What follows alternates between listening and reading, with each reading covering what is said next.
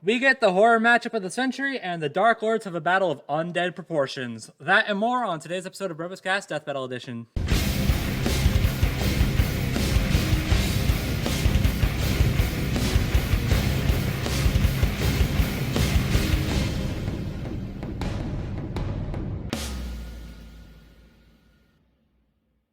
Hey everyone, and welcome to another episode of BrobusCast. I'm your host, Brobuscus. With me today is ZDogg.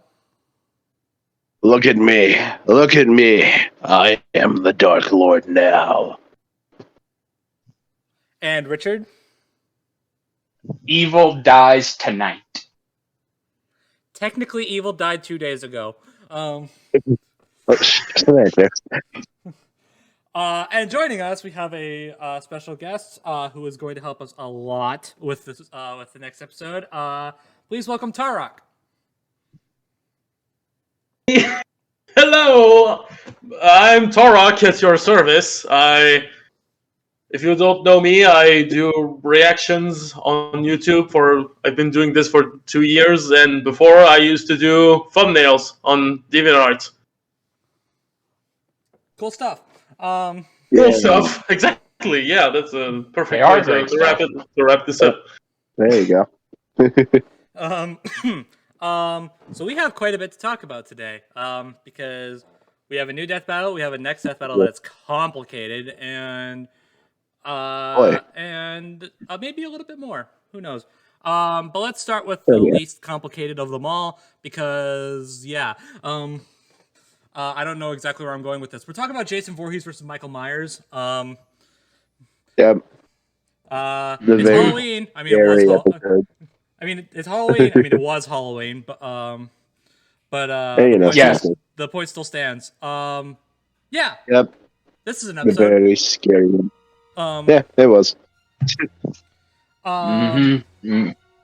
So do we really need to go over the results? They're right. No one did. Please tell me no one actually expected Michael to win this. Funnily enough, I was really hoping for at least a tie, because I just imagined that they would just stab each other. They would realize they could not die from anything they could throw at each other, and so they'll just give it a day and possibly go after Wiz and Boomstick, possibly. That would have been fun to see, but not in the cards, unfortunately. No, that wasn't in the cards. There was just this little bit. Don't worry, Michael. There's always Ghostface. Yeah, sure. Sure, yeah. People want him to fight this guy? I've seen it go around.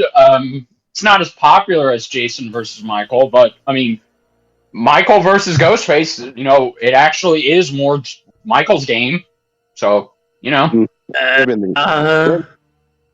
the future, but no real surprise here. No, not really. No. You don't request this matchup for over a decade and not expect Jason to take the W. Yeah. Basically. Most of the big, heavily requested ones have been discussed and debated for a while. So chances are, at some point, if they don't happen for 10 years, they'll probably come to a pretty easy conclusion. And then in this one's case, it's have you watched their movies? I feel I feel like just watching the movies will tell you, you don't even have to be this super hardcore versus debater or anything like that. You could just watch them and be like, yeah, Jason's probably winning this, and then he did. Well, yep, there you go. So yeah, results. They're right. Who freaking guessed? Whoa. But my mind is blown, I tell you. But what made this episode really interesting, though, is the analysis. There actually is a lot to cover here. Yes, because I did something a little different here, which I did do something just a little different. Just a little. just a little Tiny bit. Just a tiny bit.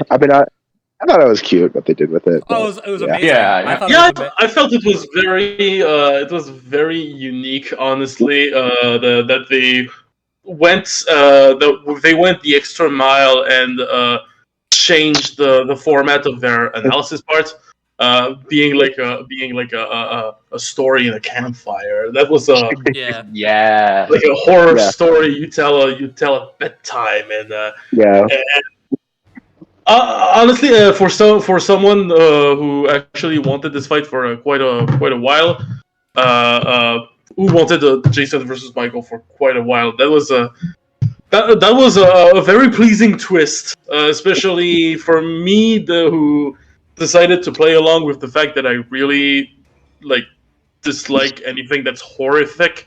If you've seen my reaction, Yeah, I just embraced the fact that I was You had yeah, yourself I covered was a in scaredy cat, so I was like, Yeah. okay, I'm gonna 500 cover layers myself of with a blank blankets. key with with my teddy bear and shit. Like, okay, this is gonna be a bedtime story, and it actually was a bedtime story. That was actually, I was in the perfect context, and I absolutely predicted this fight and how this episode was gonna go, and I was really happy. What Yeah. what everyone at home I everyone will at home doesn't realize is that Tarak is secretly psychic, and he knew that this was coming. I wish I was when I predicted that Galactus versus Unicron was going to be the finale of last season. Oof. Yeah. Anyways, Richard, you were saying? Oh yeah, I do find it very I'm very happy that they've been experimenting with analyses this season. First with Excalibur versus Raiden kind of being a debate between Wiz and Boomstick themselves on an Yeah, off day, yeah. and now here have it be a campfire story of just telling how OP and kind of scary these two are. That's very good, and I appreciate that. And it probably was my favorite part of the episode, just hearing them Honestly, go yeah. back and forth. yeah. It also helps that pretty much everyone is here. Yes, the whole we The got whole the- cast are We get there to trying to Ringmaster, Dummy, and Jocelyn. Yay! You know, Yay. yes. nice to see them. Well, no to that. Well, no to Dummy because I never enjoy seeing Dummy, but yay to Ringmaster and Jocelyn. I like Dummy. What the heck? No joking. Anyways, and it's also interesting because with each cutaway, one of them disappears. Yes. Yeah. Each time it's like they cut away. It's like, oh, they cut away in Jason's analysis, and now Dummy has vanished. They cut away in Michael's analysis, and now Ringmaster's gone. They cut away in the recap, and now it's just Wiz and Boomstick. I'm like, oh boy. Yes, and you see a shadowy figure behind Wiz and Boomstick. Yeah. I wonder who that shadowy figure could be. It's like, I think that's Jason, but like it looks weird if it is. It does, like that silhouette shot. I think it is supposed to be Jason, but it'd be funny as hell if that was Michael. Michael's pissed off. Well, either way, whoever it is has a swole chin for no reason whatsoever. Yeah. Gosh. I'm throwing this theory here. This is Boomstick's real dad. That's right. I'm relaunching the debate. No. There you go. No, it's a Wiz relative because we need a Wiz story. Like we got so much for Boomstick. Oh, it's Wiz! For Wiz. It's Wiz's husband. It's Wiz's husband. There you go. Wiz is married. husband. This is his husband. Oh, There yeah. you go. Make a cannon, Death Battle, cowards. Anyway, No,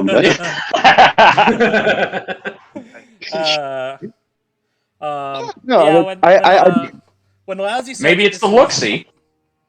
Maybe it is a look-see. Who knows? But when Lousy said that this was his favorite rundowns to write, I can see why. Because they are good stuff. Like even just outside of the general atmosphere of it, just the rundowns on Jason and Michael themselves is like, a lot of this is really interesting. Yeah, I do really love the teleportation. Yes. Yeah. The teleportation debate. Gosh, so It's like I feel like he could have. Like I feel like he could have solved that easily just by saying like, "Oh yeah, he teleports in the game. There you go." But like, yeah, I'm glad that I'm I'm glad glad that they did. had this big discussion over it because it's just funny. Yeah. Well, Yeah. I mean, even then, before the games came out for both of them, it was a debate for a long Yeah. time until even the games kind of just decided, okay, you know what? We're just going to end that debate. Here, they can teleport. Boom, Yeah. done. Yeah. Yeah, It was even I'm curious if they funnier. get. Sorry, go ahead. I am curious though if this is going to become a recurring theme for like slasher characters. Like if Can they they end up teleport? using, yeah, like if they end up Yeah, using, I think that's a whole trope that a slasher can just go yeah, just disappear. wherever, as long as Yeah. it's unnoticed by the camera, basically. As long as it's off camera. Which is- Exactly. I I'm will curious if this is say, going to bring back up if they do more slasher characters, but we'll see. I will say, if future slasher characters like Freddy Krueger, for Freddy example, Krueger, come into yeah. Death Battle, I would like it if maybe, okay, do this again, but instead of it being out in the woods where it would be appropriate for someone like Jason or Michael, have it be in, I don't know, Wiz and Boomstick's bedrooms, and then they're in the dream world, and Oh, they're Oh, having man. to essentially cool. do all of this, this analysis in their dreams. That'd be really funny. My thought was that like if they did this sort of thing again, instead of just it being out somewhere in the forest at a campfire, just have it be in a tent because why not? Ooh, yes. Why not? It's like Wiz and Boomstick are like camping out, like they're actually like in this like wicker tent and everything. Yeah, or how if we even get Jack Torrance versus in Death Battle versus Norman Bates, have it be in a hotel because spooky hotels. Yeah, there's a lot you could do with it. I mean, part of me doesn't want this to become like a norm for every horror. Well, I mean, no, definitely not. weird. No, but I think every just for once in a while. Yeah. just for the classic ones like this fight, Yeah. like Freddy Krueger. Yeah. Yeah, or somebody like Frankenstein, have it be in a laboratory, or have it be in have the animated segments be in black and white, and have them be in 4:3 to really, pay homage to the classics. Yeah. Yeah, like if they like giving you ammo here, guys. We're giving you ammo, so don't just leave it all down. Pick it up and use it. Just saying. Yeah, like but what I mean is like obviously keep it to the classic ones. Like if you just did it for every like Halloween themed episode, like if they did this for like Dio versus Alucard or that would Saber be versus John, it would have been out of place. Yeah. But, if they do like Freddy versus I don't know Pennywise, I don't really like that, but it's whatever. Or what was the blog that just came out? It was the classic Horror Monsters Royale. That'd be cool. Yeah, and again, just do something like be in that. black and white. Yeah. Yeah. I mean, just in general, I'm kind of. I mean, it's not every episode, but just in general, I am open to having more unique feeling analysis if analyses if they're done right. Yeah. And I think it was done right here. So if they can do more stuff like this and have it fit per episode, I'm down for it. Now my question is, what are they going to do for a potential Christmas episode? It's fun. What's funny is that I actually had this conversation with my mom about this because I told her that that this was coming up, and I was saying we were talking about like Halloween episodes, and it kind of transitioned to like, well, what, like, because someone in the Death Battle Discord server came up with this like, it's wishful thinking, but we had a bonus episode in the first half. Like, what if we have one in the second half? Because it'll land like right on Christmas, and it'd just be a Christmas themed episode. Again, wishful thinking, but it'd be cool. But then it just begs the question of like, what on God's green earth are they gonna do? Because there's not a lot. I only have. I have one recurring theory, and it's the most common episode I think they could do for Christmas fight. Just have it be Jack Skellington versus the Grinch. Yeah, there you go. There you go. I mean, if you want to get like really like, I mean, that's probably never gonna happen, but like, I think it'd be funny if they did like Marvel Santa versus DC Santa, just because like they're surprisingly like busted. Or just have a Santa battle royale. There you go. There you Oh, go. God. Because like I'm pretty sure Marvel Santa has like straight up has the Infinity Gauntlet, so like Yeah, God. get that new Santa that's coming out that's coming out this year with David Harbour playing him. Gosh. For those of you that don't know, there's a new Christmas movie coming out in this December, and it's basically Santa meets Die Hard. Santa has to rescue a family who are being held hostage. You know what they could do? Oh, I don't know what matchup they'd pick, but they could throw in Santa from freaking Rise of the Guardians. Oh yes. Does anybody remember that movie? I bet you do. Yes, of course. That's a great movie. Gosh, I don't know what they do for that though. But... No, I have no idea what they do for that, but it's just a random idea. They don't really have a lot of options for like not only options for the matchups, but also like a lot of opportunities as far as timing, because the seasons usually end around December, way before Christmas. So that's true. So it's well. I don't know. We'll see. But back to this fight. Yeah, back to this fight. Let's actually talk about the fight itself. There's a lot of mixed opinions. Is probably the best way I could put it. Yeah. I can't say all of them aren't warranted. Like no, they're not. But let's just talk about it. For positivity's sake, yes, I think I think the best thing that not only does the fight, but just the entire episode gets right is atmosphere. Yes. Yeah. True. Like this fight is very creepy. Yes.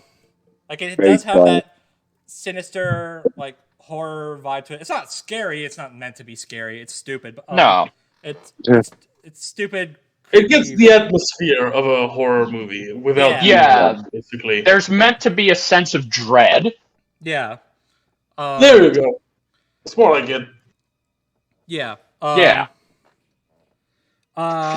Let's see. Oh, the little filter they have over it. I didn't notice it during the preview, but I was reading. Oh yeah, there's a grain filter. Yeah. I was like, hey, I like that. It's kind of old-timey-esque. It doesn't appear in the movies, I don't think, but it doesn't matter. It's a vibe, so let it pass. Yeah. Yeah, it gets the vibe across. It also amplifies the creepy factor, so that's good.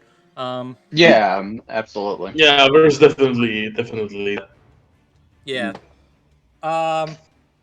Okay, when Michael and Jason are actually fighting, it's top-notch stuff. Yeah, it's really good.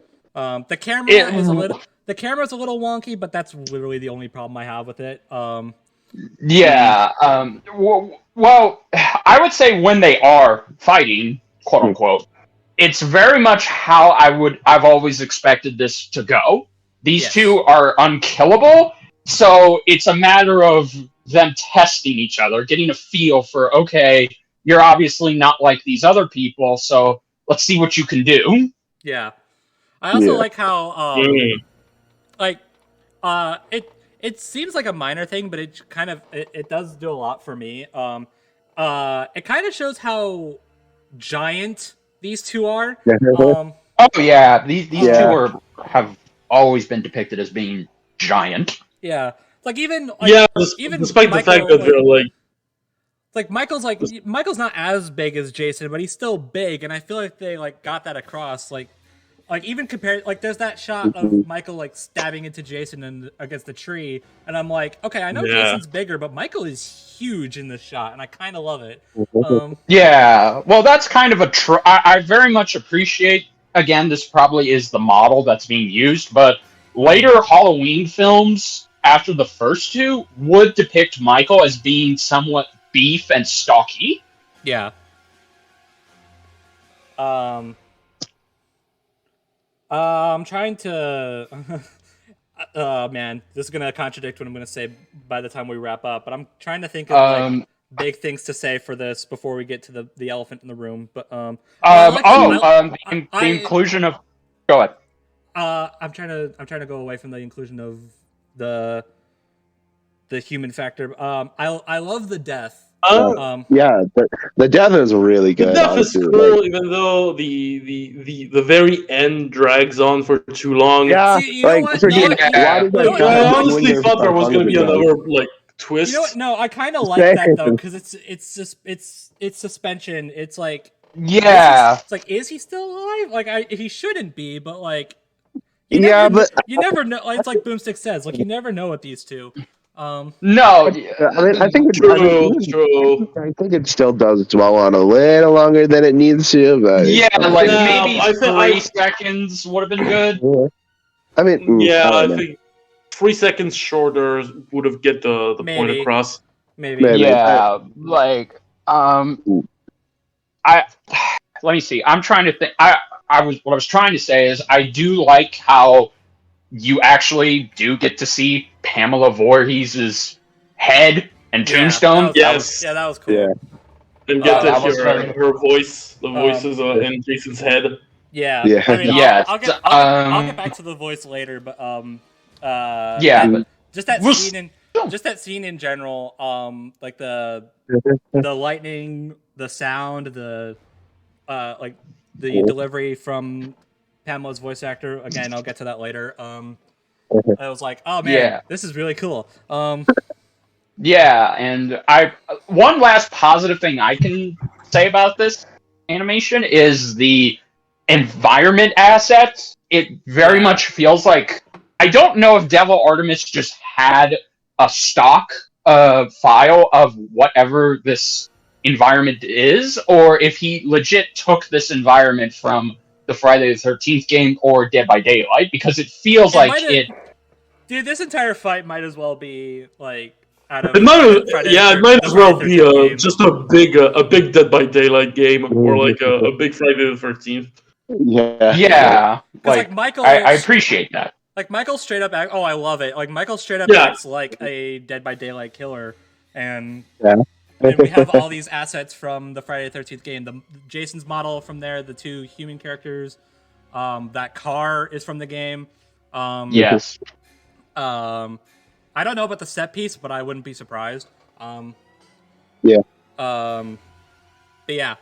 it was cool. Yeah. And well, we didn't really. I mean, I want to comment on the death a little more because. Okay. Yeah. Sure. Because we kind of just glossed over it, but I just think it's really great. I mean, I like it is appropriately brutal considering the 2 characters. Yeah. Yes. You know, and Michael getting killed with his own knife is pretty cool. Yeah.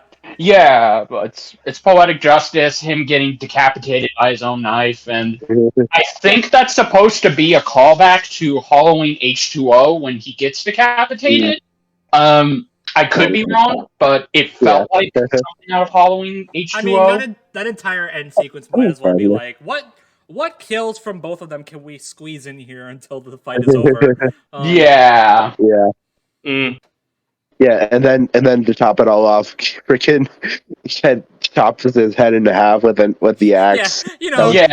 Just for good measure. Again, and it is. It's about what I expected. I wasn't expecting this to be over the top because realistically, all Jason does have to do is just decapitate Michael, and then boom, he's dead. I would have expected a bit more gore, a bit more guts. Well, I mean, filling out somewhere. We see a blood shower, like a geyser, come out of Michael's decapitated body. But that's a splash. Like I'm talking actual models, you know. Yeah. I think I noticed it while I was editing. While I was editing my reaction. I think you can actually see the insides of Michael's head as he Jason chops in half. Yeah, a little bit. You have to like pause at just the right moment to see it, but still. Yeah. But I think the best thing I can say about this, which I'll get into the negative aspect of this statement later on, but I will say, for a Devil Artemis animation, I think he did a good job with what he had, and he very much did try to make it feel organic and as faithful to Friday the 13th and a little bit of Dead by Daylight and Halloween as much as possible. Mm-hmm. So, in that regard, I do got to commend him for his attention to making sure that this fight had atmosphere and Yeah. it had a little bit of dread and eeriness to it. Yeah, because when I heard it was just him, I got a little concerned because no disrespect to Devil Artemis, he's a fantastic animator, but when I thought for sure that this kind of like this style of fight choreography wouldn't fit him because I mean, I'm mostly harkening back to like Excalibur versus Raiden here. I feel like Devil Artemis is at his best with the more like fast-paced, blinding speed type of combat. It's kind of the stuff he puts up on his own channel as well. Yeah. So when I heard that it was just him on this one, I was like, oh, I wonder how that's going to turn out. Because I thought the slower, more impactful, more gory style of fight that this was trying to go for was out of his reach. But no, he proved me wrong. Yeah. If nothing else, he's got that going for him. I mean, admittedly, a little bit of that style does like sneak in. There's that. I find it hilarious personally, but there's that scene where Jason's got that one guy by the throat, and Michael stabs him in the back, and Jason's like, like, he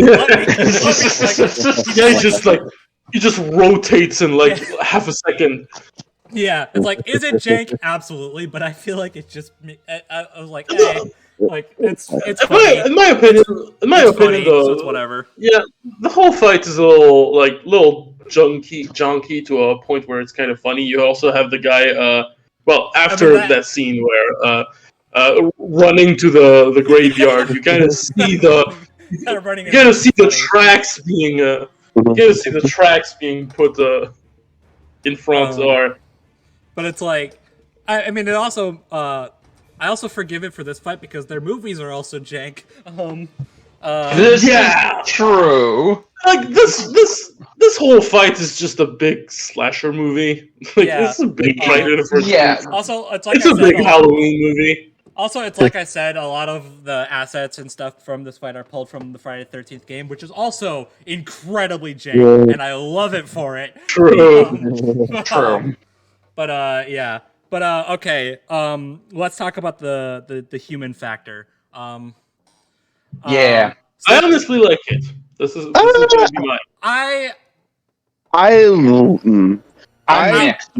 I like it, but I'm mixed, but I'm mostly positive about it. I like it, but it is. So I do think it takes away from the. This is an idea that I brought up on the last episode. Was like, what if we got a bunch of civilians in this? Because like obviously there had to be at least one. It only makes sense. Honestly, like this is honestly the Jason versus Michael was a matchup I've wanted for a very long time. It was like high in my wish list for a long time, and I always imagined this fight would be just over Jason and Michael just fighting over who gets to kill an innocent man.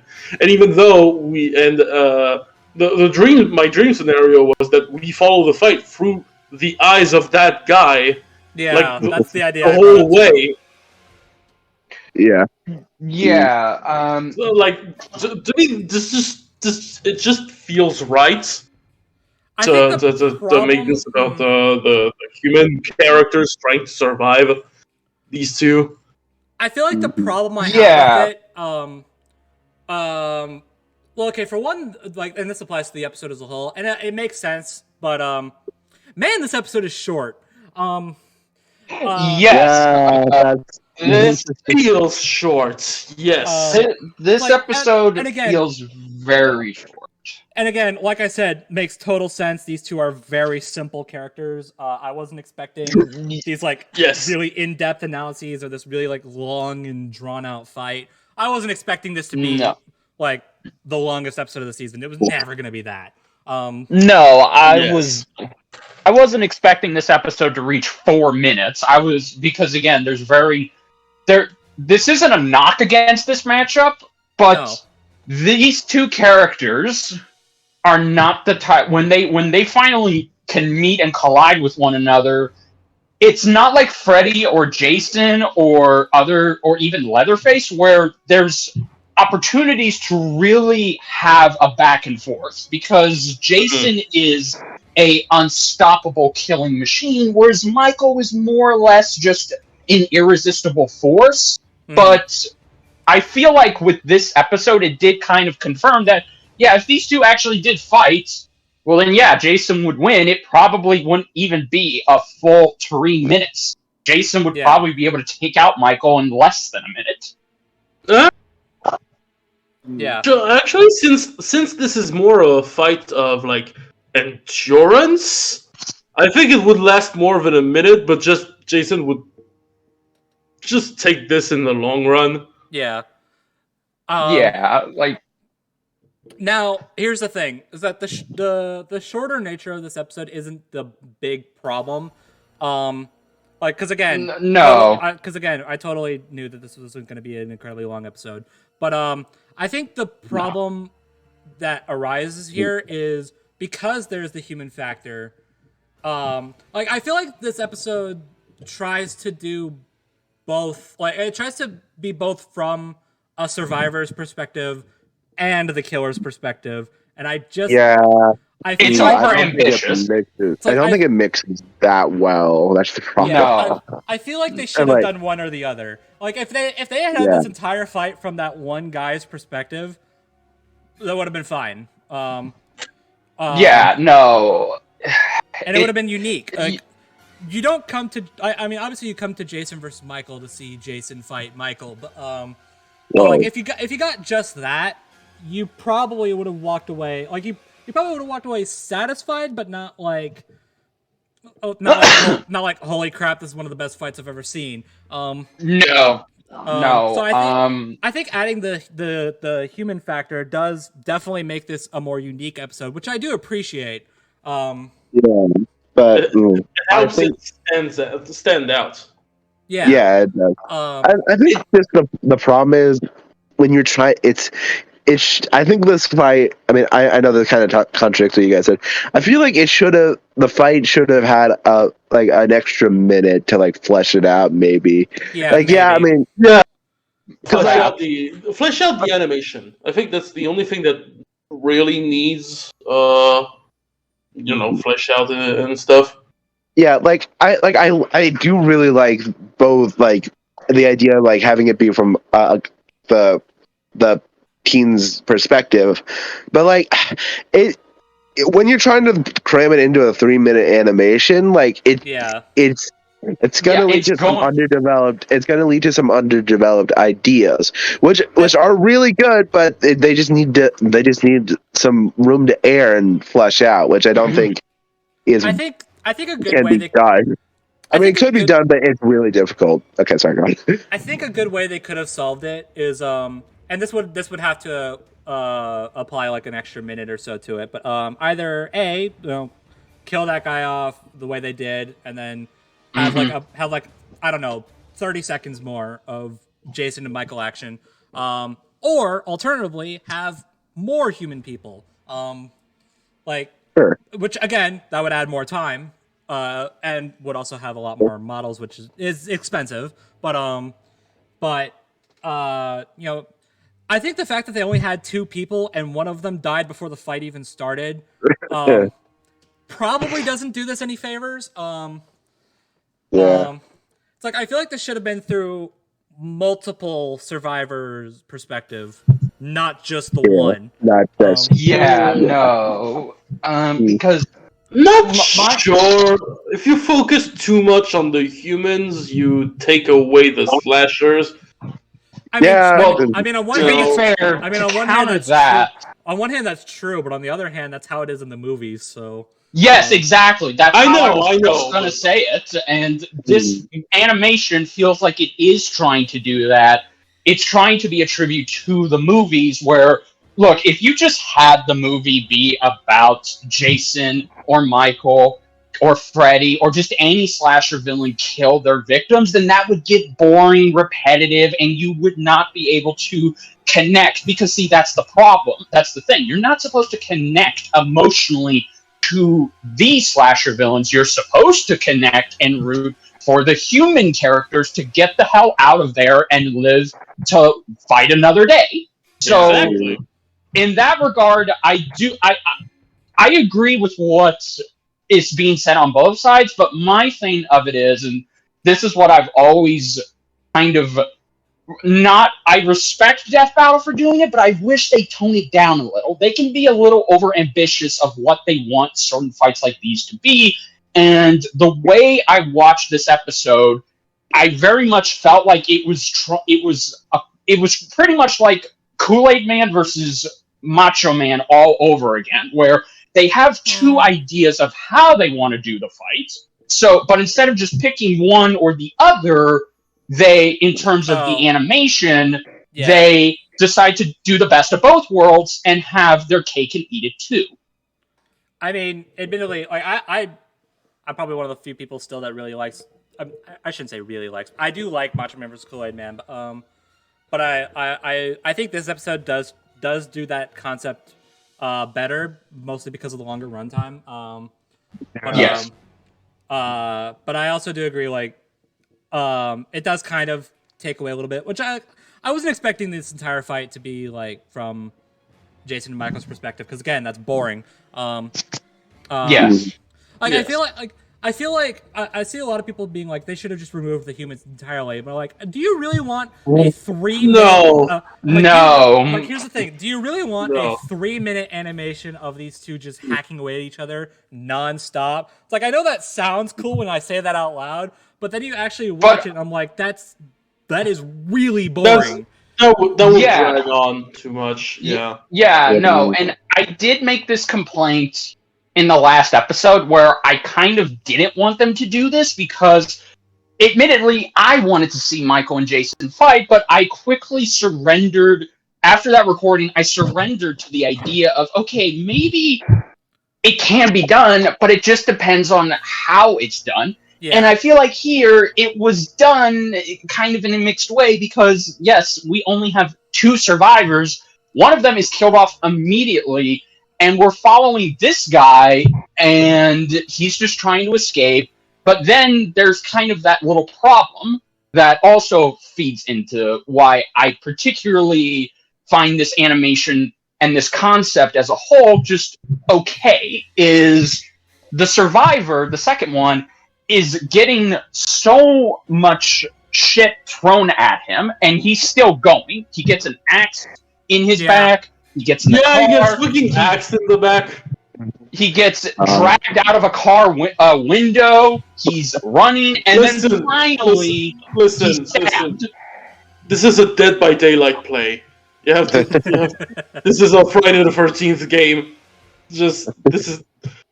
If you see it that way, it makes all sense. It makes more sense. It does, but again, what I want is, I do agree that it should have just been one human it should have just been one human that they're both trying to kill, and he's just trying to run and escape from his life, and just have it be where either Michael or Jason kill one another, then have the final shot be they get the last victim and they go about their merry way, or they both get the victim. They both killed the person who they want to kill, but they're essentially trying to compete. I get to kill him. No, I get to kill him. Just have it be kind of a back and forth kind of thing.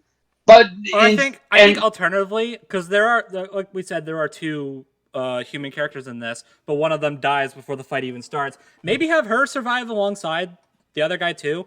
Like have it be from both of their perspectives. Like they actually like work together to try to escape, even though they both end up dead. Yeah, I think that would have worked better. I guess. Yeah. I guess. I guess I should note. I know we keep calling it like this guy, this girl, whatever. They are credited with actual names. So Yes. I guess to note, the girl is named Alex, and the guy is named Sam.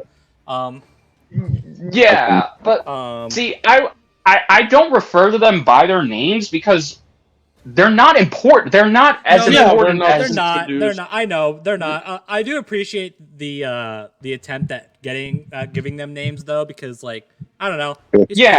It's cute. It's better than having it credited as girl number one, guy number 2. Like no, but see again, that's just it. If you're going to give them names and you're going to make them integral, then make them integral. Don't just kill the girl Alex off in the beginning and have Sam be the only survivor and just have him basically just essentially get, oh, I got an axe in my back. Oh, I got pulled out of a car. Oh, I'm dead.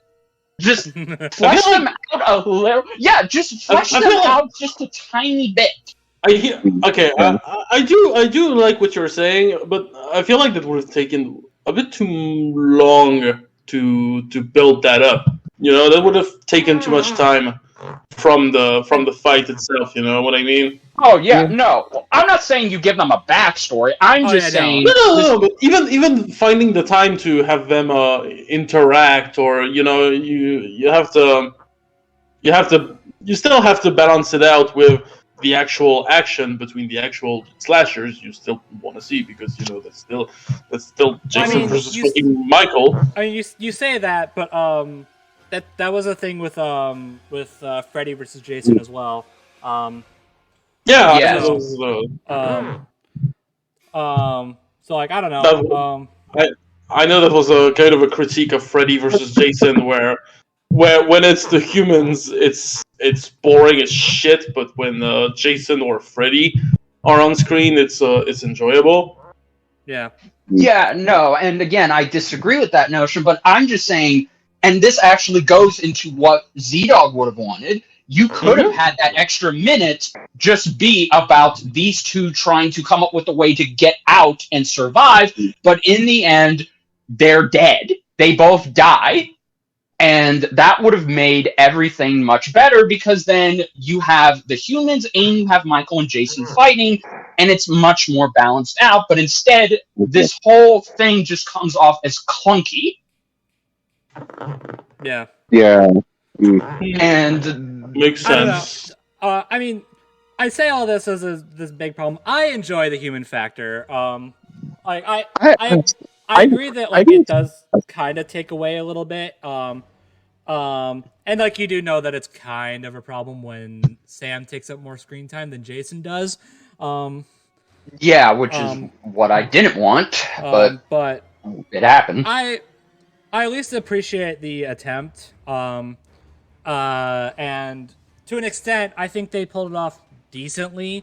Like it's not. I don't think I don't know. I'm trying to find the right words to say, but I'm just trying to say is that I don't hate it. It doesn't take away much for me. Like I enjoy like I said, I enjoy the inclusion. It's just I don't think it should have been crunched into 3 minutes. Like I don't know. I think just the time of the animation is like really kind of hurts it. And like I forget if they said there's like an animation limit that needs to be met per episode, but like I mean, generally speaking, there is an animation limit. They have an animation time limit of 4 just 4 minutes. They can't go over 4 minutes, because any minute over 4 minutes, that's them running up the budget. Yeah. But some death battles have used that to their advantage, and this fight does not feel like it's using the time it has to its advantage, because it's basically all over the place. I mean, you say there's an animation limit, and to an extent there is. Or you could be Winter Soldier versus Red Hood, or Thanos versus Darkseid, and be like, screw all that. Yeah. But okay. Well, now that you bring up Red Hood versus Winter Soldier, now we have to talk about the other elephant in the room. Oh yeah, this isn't a live action fight. Honestly, I don't freaking care. Like It would have been. It would have been cool, but like I get it. I feel like It would have been. It would have been more complicated. Yeah, I feel like it would have toned down. I feel like a lot of stuff would have been toned down a little bit had it been live action. Yeah. I don't know.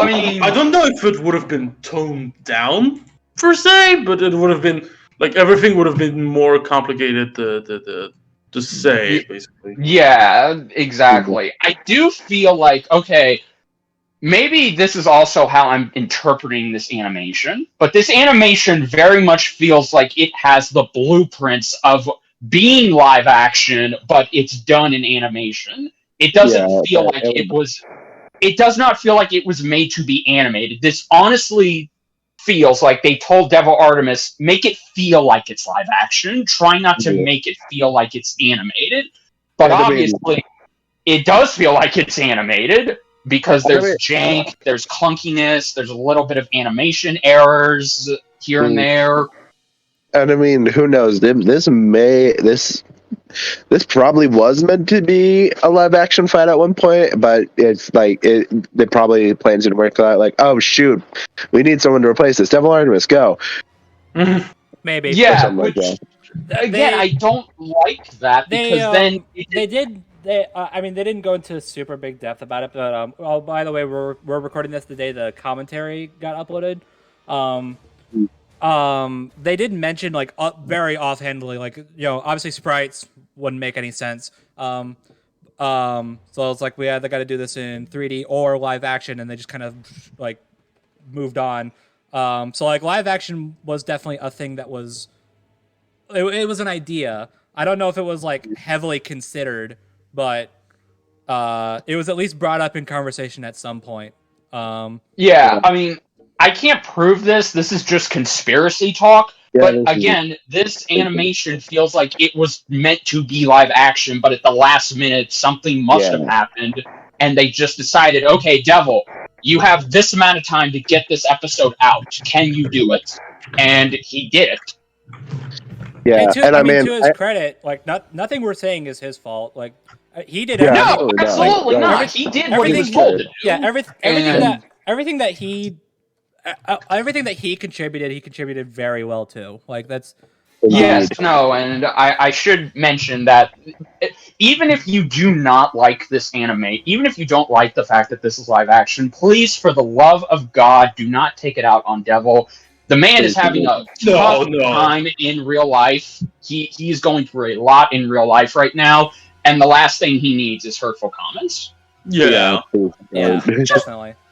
Don't take it out on animators who are on a time limit. Just in general, like there's so much shit behind the scene. The thing is that I don't even think the time limit was much of a factor here. Like this is Devil Artemis's style, and I mean heck, it even goes outside of what seems to be, at least from my perspective, what seems to be his general comfort zone, and what he did. He pulled it off. He definitely made it work. Yeah, exactly. With the limitations and constrictions that he had, I would imagine going into this episode, he managed to do the best he could, and that's really all I can ask for. Because again, he had to take on this project all by himself. Considering it was probably. Considering it was a bit of a crunch, and probably assuming everything was being heard, the Blender teams was busy working on the next fight. So yeah, exactly. So I do have my flaws, my gripes and critiques about this animation, but it has nothing to do with Devil Artemis himself. It just has to do with the concept. Yeah. Yeah, the concept could have been more better. That's kind of the thing, and it's actually you mentioned the comparison to Macho Man versus Kool-Aid Man. I feel like it's kind of the same thing there. It's like it falls apart. Like I don't even think the concept alone is what makes it fall apart. I think it's the execution of Yes. the concept, because the concept is interesting. The concept's really Yeah. good. It's just like I keep saying, it's just trying to It needed- match it into a animation. Yeah, like because limited animation. Yeah, that's what hurts it. exactly, yeah. And I do feel like, okay, this episode's animation is going to be kind of an oddball, because you're either going to love it for what it is, or you're going to hate it because it For is what it not isn't. live action. Hmm. You're either Like- you're either gonna really enjoy it for what it is, or you're gonna really hate it for what it isn't. Yeah, because I still to this day, I see people get upset that, okay, we've had 3 fights that could have been live action this season, but none of them were. Okay, But you have to look at it from... I'm sorry, but Bond versus Wick, as much as as cool as it would have been in live action, they would not have been able to make that work. No, not that middle portion. That middle portion would have been impossible to do. Yeah. Yeah. God. And even the death. I was about to say the death too. Even All right, people, we're gonna put you in the middle of an exploding pen. Let's go. exactly. We're gonna drop an entire freaking chandelier on you. Hope you survive. Yeah, exactly. Good luck. But I feel Don't like die at out least there. with Fett versus Predator and Wick versus Bond, those have redeeming things that actually make them be suited better in animation. This is just... Sorry. Wait, real quick. Oh, People wanted Fett versus Predator in live action? Dude, you'd be Yes. surprised. What? Yeah. Okay. Are we serious? Dude, Yeah, people of them thought- originate no. from live action, so naturally Oh. people are going to be like, oh, well, they both were in live action, so this should be a live action fight. It wouldn't be impossible to do. It's like, people thought that, like, they looked at the first Predator movie and thought this is revolutionary, even though it really isn't. And like was like, oh, Death Battle needs to do this. It'll be easy. It's like, yes, let's get this. Let's get a live action. Let's get a live action guy in an alien suit that's definitely not going to be insulated and heated to high heaven. yeah, exactly. It's like people seem to be under the impression that, oh, Death Battle could just get a live action team together, or they can just contact other existing live action versus shows like Ismahawk, Bat in the Sun, or Crypt TV, and get them to do it. It's like, no, they cannot. Like to Boba Fett versus Predators things. Like, I know Bat in the Sun did a Predator live action fight, but I'm watching that fight and I'm thinking, like, what is the guy underneath the Predator suit feeling right now? Because I imagine he is very uncomfortable. Well, I mean, actually, you'd be surprised, because that guy who's wearing, okay, this is completely off topic, but the guy who's playing the Predator in Bat in the Sun's Predator versus Wolverine video, he's actually the son of the original stunt guy who did the stunt performance for the Predator in the first Arnold Predator film. Huh. All right. Oh, damn. Neat. Oh, that's a neat little legacy here. Yeah, I didn't know that. I mean, that makes me feel a little better, but it makes me raise an eyebrow. No, your point is still valid. Your point is still valid. No, yeah, it's still valid. Yeah, because again, it's like, even for this, it's like, okay, well, all we got to do is just put a Jason and a Michael mask on them. Get a plastic machete and knife, try and make it not look, like they're actually cutting each other with editing trickery. But again, or not make it look like one of those like cheap Halloween costumes you can get at the store for like $50. Yeah, but see, that takes live action takes a lot more money, time, and resources than animation does. And that's not even getting into the fact that like okay, you look me dead in the eye and tell me they can make that death work in live action, because I guarantee you're wrong. No, they would have to use digital trickery, or at the very least come up with some kind of way to get around the fact that we can't actually have Jason smash Michael's head on a tombstone and have it explode into blood. It's like the decapitation, maybe, but the moment that Jason takes the axe and slams it against the tombstone, splitting Michael's head in half, I'm like, okay, no way. I feel like they could, but they just don't have the money for it. Yeah. No, Yeah. and Death Battle does have a limited budget. What that budget number is, I don't know, but I It's assume also really not up to us to like use that. No. So like No, but again, the point of the matter that why I brought this up is because again, I've seen so many people, one person in particular that is not liked among the oh community, gosh, don't remind me of him. who have bitched and complained that this fight is not live action. It should have been live action, and they What? hate this fight on principle that it's not live action instead of just judging it how it was made. Yeah, What? don't do that. It's God. No, I mean, I would have liked it if this fight was live action too, but let's be realistic here.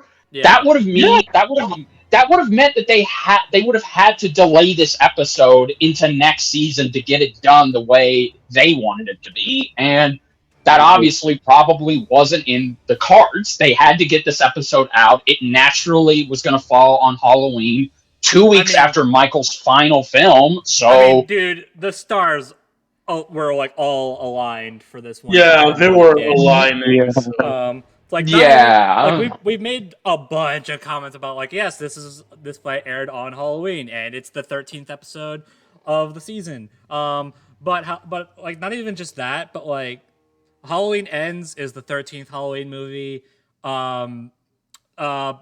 Bringing in both Friday the 13th and Halloween brings us to 13 new franchises. Like, come on, like, yeah, no, Come on. You look. You either there was no that's better it. time for this. Yeah, no, exactly. You either pick your poison. You either want them to do this fight in live action, which would have required them to just delay this fight, put it into next season, or you just have them do it anyway because it does fall perfectly, as Brobuscus says, into the right time. It fits for this year. It really does. Yeah. So yeah. I just wanted to bring that up because I'm getting sick and tired of people, bringing this complaint up, and it's not even the episode's fault. The episode is doing what it can. Devil did what he could, and at the end of the day, I respect them for that. Well, even if you're gonna judge an episode based on if it's not an animation style you want, like just stop, please. Yeah, no, and I don't see, and I can already tell right now when people start their ranking for the season, they're probably going to have this episode near the bottom. Yeah, which and is that's kind of fine. unfortunate. I mean, it's fine. It is. Like it's up. Like opinions be opinions, but like I can already see that people are gonna like rank this episode at the bottom just because it's not live action, not because of the actual episode's quality. Yeah, no.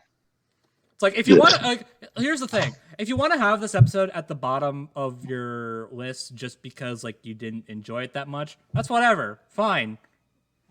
All power, more power to you. I enjoyed it. I thought this was a good episode, but if you didn't, then whatever. If you're gonna have it at the bottom of the list because of either someone convinced you to for some strange reason, I don't know. I'm referring back to the freaking Biffweed Nemesis curse again, but I should really stop doing that. Also, or just because it's not live action, or like I've seen a bunch of like a bit off topic, but like a bunch of other episodes, like this one is in 3D, this one isn't 3D either, like therefore it's bad, and I'm like, stop, stop. Just please stop. Again, I have said this before, and I will say it again. It is complaints and people like these people that make me not want to ever be a part of this community because of their complacentness and how they feel they're entitled to certain things when it comes to a particular episode. Yeah. You take what you can get and you move on. That's it. There really is no way to look at it like that. Yep. Yeah. Well, anyways, enough negativity. Yeah. Let's bring up the voice acting real fast. Because just briefly for the two human characters.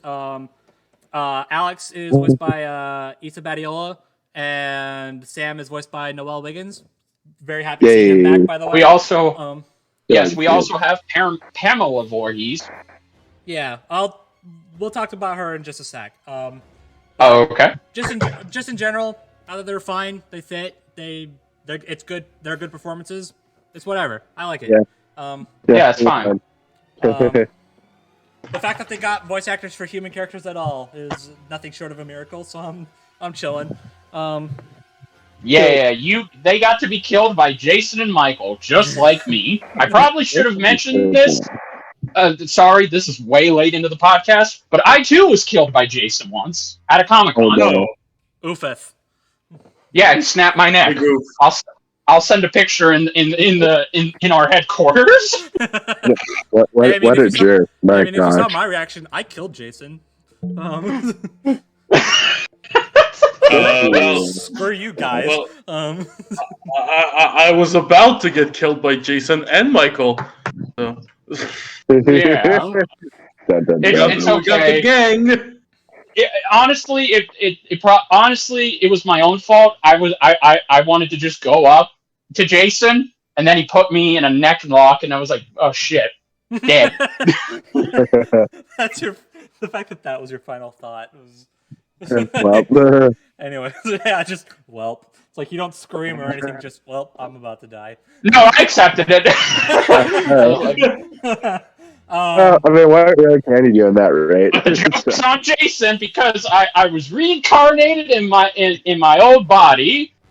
Wow, this sucks. I'm not a hot chick. I'm not a sexy guy. I'm just me. Wow, that's bullshit. Unfortunately. Big oof. Anyways, Pamela. Jen K. Tidwell joins the casting of the voice cast of the season, and I like her. I think she does a good job as Pamela Voorhees.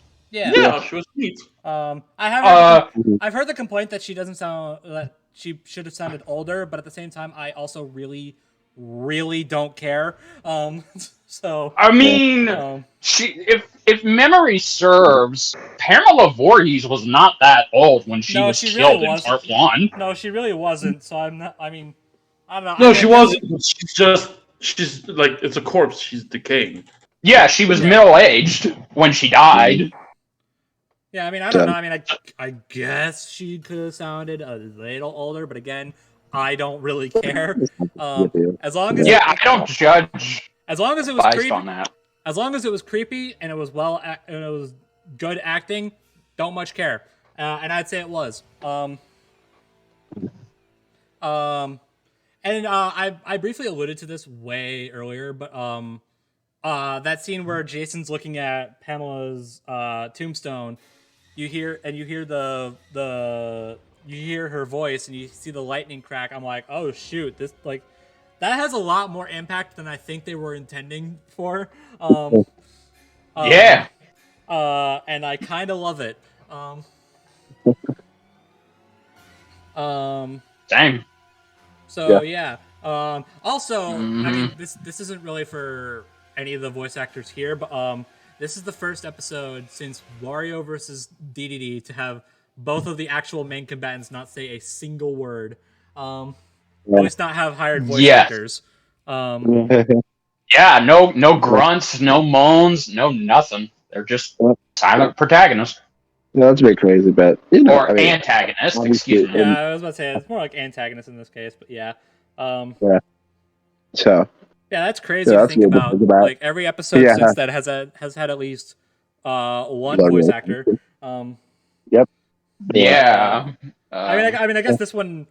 It's actually kind of funny to me that despite the main characters not being able / not really needing to say a single word, despite that, this is still like one of the most stacked voice casts in recent years. Oh yeah, we have our usual main players. We have Ben Senior, Chad as Wiz and Boomstick. We also have Lisa and Billy as Jocelyn and Ringmaster. Mhm. Yeah. You know, we have Dummies actor, and we have these other 3 actors. So yeah, Yeah. really stacked cast. Oh, here. the irony. Really The yeah, irony. real ironic that. Yeah, exactly.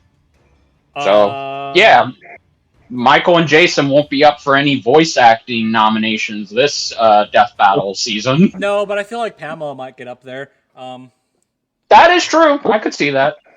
I guess. Um, Yeah. and then there's the soundtrack.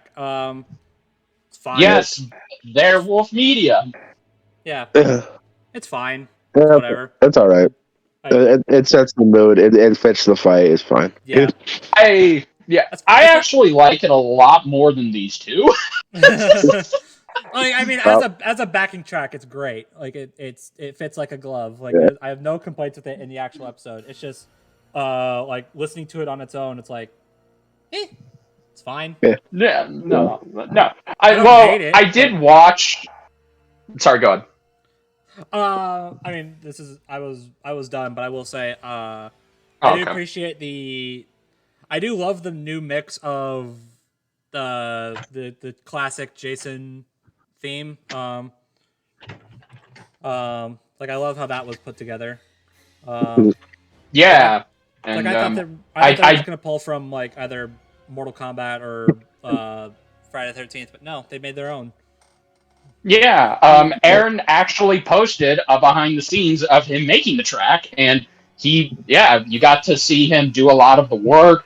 He even recorded his own rendition of the. Nice. And he put that into his percussion system, and it's like, oh my god, that's awesome. Yeah, it's really cool. He didn't have to do that. He didn't even have to do that. He could have just used an already existing version of that chant, but no, he actually recorded his own. Went the extra mile. Good for him. Yeah. Yeah. Yes. I will say I do think it's the track kicks up a little bit when their respective themes actually do play, or when you hear those cues. Mm-hmm. But yeah, no, it was. I like it. It's obviously It's no fine. Ocean Men. No, definitely Yeah. not. But It's not winning any awards anytime soon. No, it's no Hedge of Tomorrow either. Sure. That's what we said. That's what I said about Ocean Men in the last podcast. Okay, No. okay, I get it. But Yeah. So, but I mean, It'd be it's fine. It's whatever. Yeah. I don't hate it. I don't- Yeah, it's one of those tracks that like is more is better for the for the fight itself. It's not the kind of track you will listen like on a daily basis. No, it's not something you're gonna have on your playlist like to just vibe to. I actually do like the name. Yeah, Yeah, the name TGIH. is funny. Yeah, I mean, thank God it's Halloween. It's That's- funny and it's cute, but also counterpoint. Friday the 31st was right there. What the heck? Yeah, I think that's meant. I don't know if Aaron intended it, but I think that the track name is supposed to be a tribute to Halloween H2O. Because for those of you that don't know what H2O means, well, obviously you would think, oh, isn't that something about oxygen? It's like, no, that's actually meant to be the title down below. H2O Halloween. H2O is water, dude. Well, fuck. Anyways. I never claimed to know anything. No, that's Minor fine. speaking mistake. I win. Anyway. Yeah, but no, yeah. I think it's meant to be a tribute to Halloween H2O's title, because the title is Halloween 20 years later. Yeah. I mean, I get it. I know. I mean, it's not harming anything. I just think it should have been something else. I don't know. I mean, they weren't going to name it like the 13th Halloween because legal reasons. Brandon took that. I mean, yeah, but like I said, Friday the 31st was right there. What the heck? I don't Whatever. I kind of like this one more. I mean, I guess I guess I kind Whatever. of wish written out. I guess I kind of wish they didn't like clarify. I guess I wish they would have clarified in like discussions what TGIH means instead of having it be in the title. But like whatever. Yeah, because You know. yeah, I also just think it's cute. So like whatever. It's like yeah, no, it's a it's cute fine. nod, I mean, so I mean, it's cute, but I mean, I don't mind it. It's just I think there are better names they could have picked for it. I am surprised Brandon Yates didn't compose this, considering he did do a commission track for this fight. yeah, but Yeah. I'm kind of glad Oh. we got this instead. Yeah, I think Werewolf is more shit. I think Werewolf is better to make tracks like these that are more into the that gets more into that sets the ambience a little more. Yeah. You know what I mean? That's true. Yeah, I guess yeah. I Yes, get that. Agreed. That's true. So I think if I have to give a difference between Brendan Yates and Werewolf Media, in my opinion, it's really Werewolf gets this ambience. Brendan brings the Yates just wants you to bang your fucking head. That is true. Brandon brings the hype. Brendan just goes as hard as he can. And Yep. Although, speaking of hype and going hard, Oh yes. yes. See, you thought we were done with this. I mean, I guess we kind of are, but like you thought we were done with the creepier nature of Halloween. Well, I mean, kind of, Yeah. but this next fight kind of applies to it too. So we kind of Yeah. screw you guys. yeah, Yep. it's our first ever book versus an online game matchup. Whoa. Well, technically it's an STR, but Let me Yeah, have technicality. this. Whatever. I'm the guest of honor. I get to have one. I got O2 and H2O mixed up. Damn it! I need something. That's fine. Don't worry about it. So we are obviously talking. What matchup can I throw in here instead? I should have planned this ahead. Damn it. Okay. We're talking about Sauron versus the Lich King. Yes, the Lord of the Rings versus the Warcraft of the world. There you go. World of Warcraft, but close enough. You missed. Whatever. Whatever. All right. I got you, ZDogg. I know what you were trying to say. Yeah. Yeah. About time. Like, it's like. Yeah. Holy shit. About fucking time. It's been 12 years, and it took us this long to fucking get World of Warcraft and Lord of the Rings. What the fuck? Not only that. Actually, considering Chad James, I think he is into Warcraft. Like he's the fantasy guy normally, so Yeah. you'd think he would have a little influence there. Yeah, and Not only that. Liam is a huge Tolkien fan. Yeah, not only all that though, but I'm just talking like from the teasers. Like we knew Sauron was coming back in August. Why is it taking? Why have we waited until now? I mean, I'm not complaining, but like because the surprise fights we've gotten in between were really good. Yeah, I mean, I am kind of glad they didn't just do all four of them back to back. But I mean, yeah, I am glad about that. Yeah, or that they didn't reveal all the fucking characters.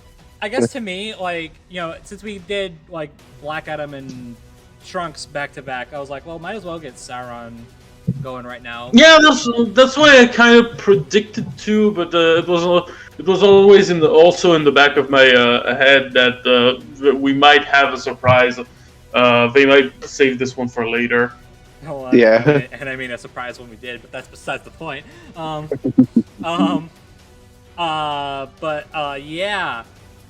we're finally getting Lord of the Rings on this show.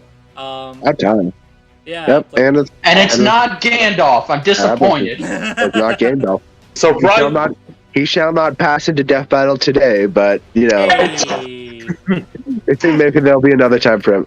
I mean, I kind of I mean, I kind of understand why it's not Gandalf, but I mean, it's fine. I'm sure I'll get a chance another day. It could have been or Gandalf or Sauron, in my opinion. Yeah. Yeah. Like, these are the two agreed. with the most like matchups. Like if you want to say who's the face of Lord of the Ring, you know. Yeah. It might as well be the Lord of the Rings himself. There you go. You take the Lord of the Ring. There you go. That is fair. Well, I mean, I always assumed it would be Sauron, Gandalf, or Aragorn in Death Battle, Yeah, maybe but Aragorn probably, yeah. but you know, hey, go with the Lord of the Ring himself. So I'm okay with that. Whatever. And it's against And there's kind of arguably his best matchup, and also bringing in World of Warcraft. yes. Oh, World of Warcraft. Yeah.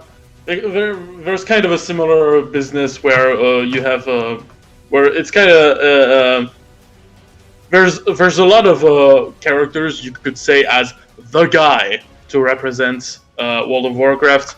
It could have been Arthas, but it also could have been like a Thrall. It could have been I don't fucking know, Deathwing. You know, there's a lot of those characters you could say as the face, you know, the guy. Yeah. But I think Arthas makes sense to be the Yeah. first one Definitely. to be on that battle. Yeah. Yeah, agreed. And I mean, I say I agree. I as if I am very, very knowledgeable in World of Warcraft, which I am very much not. But yeah. I mean, I guess I watched a little bit of like scenes and cinematics for Arthas. Like Same. while I was exporting my reaction, but I didn't really get very far. And like obviously like jump cutting to only Arthas cutscenes, I was left with like no context. Whoops. Well, hopefully I can provide some of those contexts. Yeah, Hopefully. that's. I was hoping for that. That's. I mean, you seemed very invested in your reaction, so. Yeah, it was kind of. I was a bit invested. I'm not gonna lie. Yeah. You have a reaction that rivals your only mates. Yeah, I like defeated the mates. I defeated the mates I defeated the mates. Blake versus Mika's reaction. I mean, I already defeated him with Steven versus Star. I think in levels of like decibels. I can go easily up. Yeah. I can go up very easily. So love you, mate. By the way. Yeah. Yeah. Oh, speaking of which, speaking of the mates, I was in a certain lads podcast like just before coming here. He messaged me he about had that. While he had a few words. He had a few words for you, and I quote, "We got him first, bitch." There we go. That was my message. Oh, okay. Well, then guess what? I guess that's how it's going to be. Well, guess what? We've got somebody that you won't be able to get. What could it? Who could it be? Oh. Stay tuned for our season ranking. Gosh. you're going. Oh. Oh, you're going there. Oh, you're going. Oh, I'm going there. That's They going started there. it. Okay. They started it. Okay. They started. That's fair. That's a fair war. I don't know what you two guys have. We actually don't have anything, but we're playing it up because we have this competition. Yeah, playing the rivalry, Yeah. of course, but Yeah, I don't yeah. know how the No, war looks. We got ourselves a bit of a competition going, so we're just playing it up. Yeah, friendly. Yeah. yeah, but it's actually I not. get it. In fact, I was on the discussion for SpongeBob Aquaman, so I mean, Yeah, there you go. you know. That is true, and I was on the discussion for Trunks v Silver. There you go. There. Yeah, You'll get your I time, bud. guess I was on for when we talked about the Sonic movie. Does that count? I mean, well, Sure. sure. I don't mind. All right. I mean, Yeah, Sean wasn't there, but it doesn't matter. Yeah. Whatever. Yeah, but I'll do my best. I'll be doing my best to cover Sauron because I have seen the Lord of the Rings trilogy a dozen times and the Rankin Bass animated films. All right, good. So you two are carrying this discussion then. Awesome. Yes. I hope I will. Cool. I guess I should pull up the prediction blog just for my own sake. Yeah. Yes. I didn't think about that, but I should probably get to doing that. Well, okay. Well, let's first. I mean, I'm obviously me and Brob are really out of our element here. So, Yeah. what are your guys' opinion on both Sauron and Arthas, respectfully? Let's get that out of the way first. Yeah. Like, what is your opinion on them as characters? Well, this is going to be easy for me. Richard, do you know the Lich King? I do not. Okay. All right, then there you go. All right. Then go ahead. And Tarok, do you know Sauron? Much? I've watched the War of the Ring trilogy recently, actually, because the official Death Battle Discord had a movie night a few months ago, and where we watched the entire trilogy. So I know I watched the trilogy way back when I was a kid, and I got to watch it again. It was a very fun ride. I've also watched the Hobbit trilogy, and a while ago. But I've also seen Let's Plays of Shadow of the Mordor 1 and 2. Great fucking game. It seems like a great fucking game. It was carried by a great YouTuber that French YouTuber, so you obviously don't know. But shit. Anyways. Yeah, they look like great games, and that's about where all my knowledge of Sauron. All right. So. Yeah, because Richard, you're leading us on Sauron. Tarok, you're leading us on Arthas. Got it. Cool. Exactly. Yeah. Cool. So Richard, Sauron, explain this character for those who somehow don't know him. Okay. Which I mean, there's probably a lot of the community considering the reaction to this reveal. Yeah. Sorry. No, we do not. Go on. Sorry, go on, Richard. No, it's all good. Don't worry about it. Okay, so Sauron. This is going to get a little complicated, but I'll do my best to make it as simple as possible. So, Sauron, or as he originally had a name, Maron. I may be mispronouncing that name, but basically it means the admirable. And he was basically born at the beginning of the universe. Oh, great. Yeah, he's one of those characters. He's been around ever since the Lord of the Rings universe was created. Maron, more like moron. Oh. That was really bad, but we're going fucking anyway. destroyed. Fucking wow. That was really bad, but we're going with it anyway. Destabilized. Yeah. I destabilized you. That was my plan all along. So Anyway. Sauron's plan, basically, he's an evil guy who wants to rule all of Middle Earth. And to do that, he created the One Ring, forged in the fires of Mount Doom, and it essentially was made to control and overpower all of the other rings by the elves, by the humans, and by the dwarfs. And he led a battle between a last alliance of men and elves, and he would eventually get destroyed by Isildur's father, or Isildur himself, excuse me, not his father, because his father died. He would get destroyed by Isildur immediately, like, depending on which version you go by. If you go by the movie, all he did was just cut off Sauron's finger, and he exploded. But in the animated film, yeah, because that makes sense. In the animated film, he just got pummeled with a bunch of arrows and then went blick. And I'm not sure how he died in the book, but I'm assuming it was more realistic than just exploding into a huge cloud of farts. I mean, I would hope so. Yeah, but Sauron is the most complicated character in the Lord of the Rings universe because since he's not the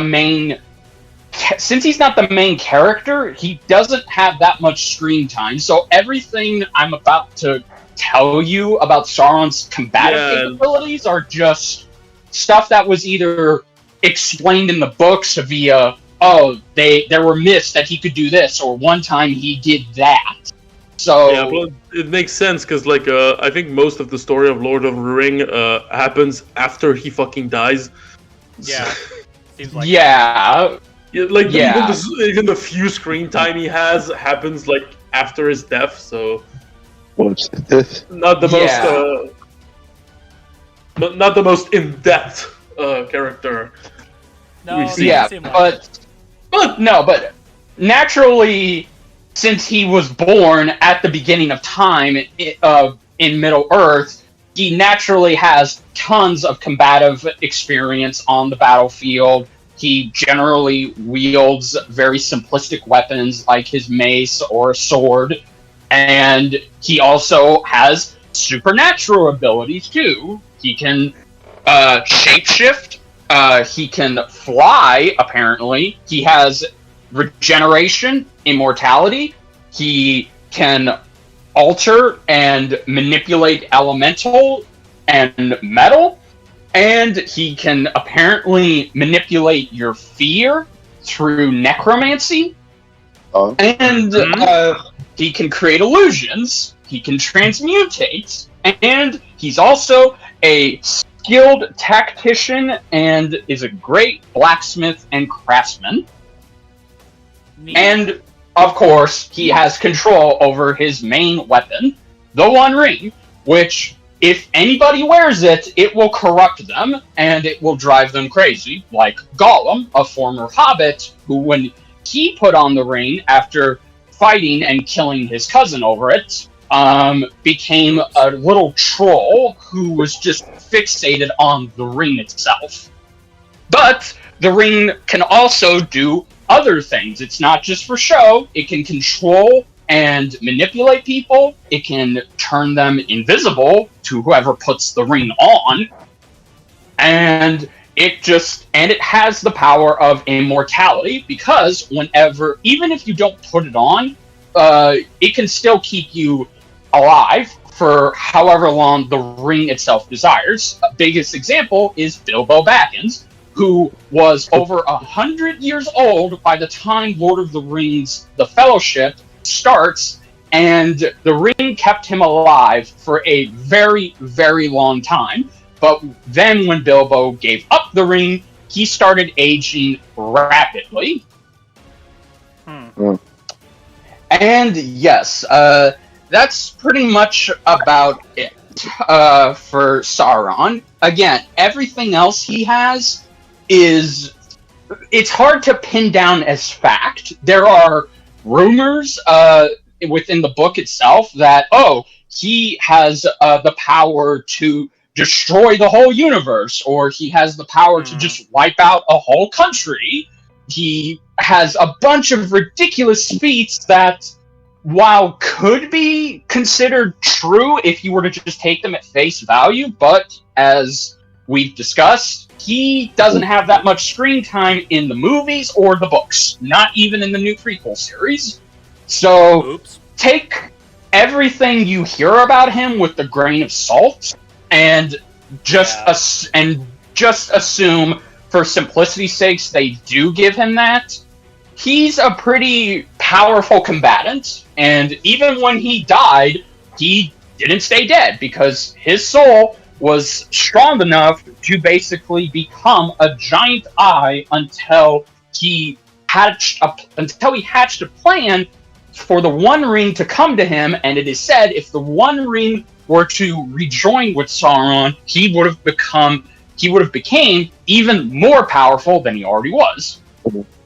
So he can die via the conventional way, but he also has Pax manipulation to keep himself from dying, in terms of, my physical body may be gone, but my soul and my essence are still alive, as long as the ring itself is okay, because if the ring is destroyed, then so is Sauron. Right. Mm. Okay. So, pretty good rundown. And that whole thing that you said about, take everything you hear from, like, lore or stuff with a grain of salt. Yeah. I'm not going to say much on it right now because we're not at the debate just yet, but keep that in mind when we talk about this from a debate aspect. That's all I'm going to say. But alright, Tarek, if you will, now do your part for the Lich King. Arthas. Okay. I'm not gonna lie, I do not know how to start with this, because the Lich King is Just go a very... Well, I guess start with Arthas himself. Do I start with Arthas himself? Because the Lich King is actually two entities fused into one. And that's kind of where it's a bit complicated, but I'll just talk about Arthas. Do whatever makes you feel comfortable. I'll start with Arthas because this is the name everyone thinks about when we think about the Lich King, so let's go with that. So Arthas was born the prince of the kingdom of Lordaeron. He is the son of King Tyrannus II. He was trained by some of the best warriors of the Alliance, including the dwarf prince Muradin Bronzebeard. He was taught into the lights by Uther the Lightbringer, who is the first paladin to have ever paladin in human society, which are like basically a mix of like Jedi and Green Lanterns, if that makes any sense. Interesting. And he was also, and it turns out Arthas was also a prodigy paladin. So he was blessed. He was blessed by the lights. And if I have to talk about Arthas in a nutshell, you take Anakin Skywalker, the prequel one, but instead of raising him as a slave in the desert, you raise him as a prince. Oh, great. So it has its upsides and its downsides, because at the same time he was a great hero. He was a hero of his people. He was slaying orcs. He was saving the orphan and the widow, whatever. And but it all came crashing down until Lordaeron got struck by a terrible plague released by the undead scourge, and Arthas was like super driven to get rid of this undead invasion, and he was willing to disobey orders. He was willing to disobey his superiors and all that shit.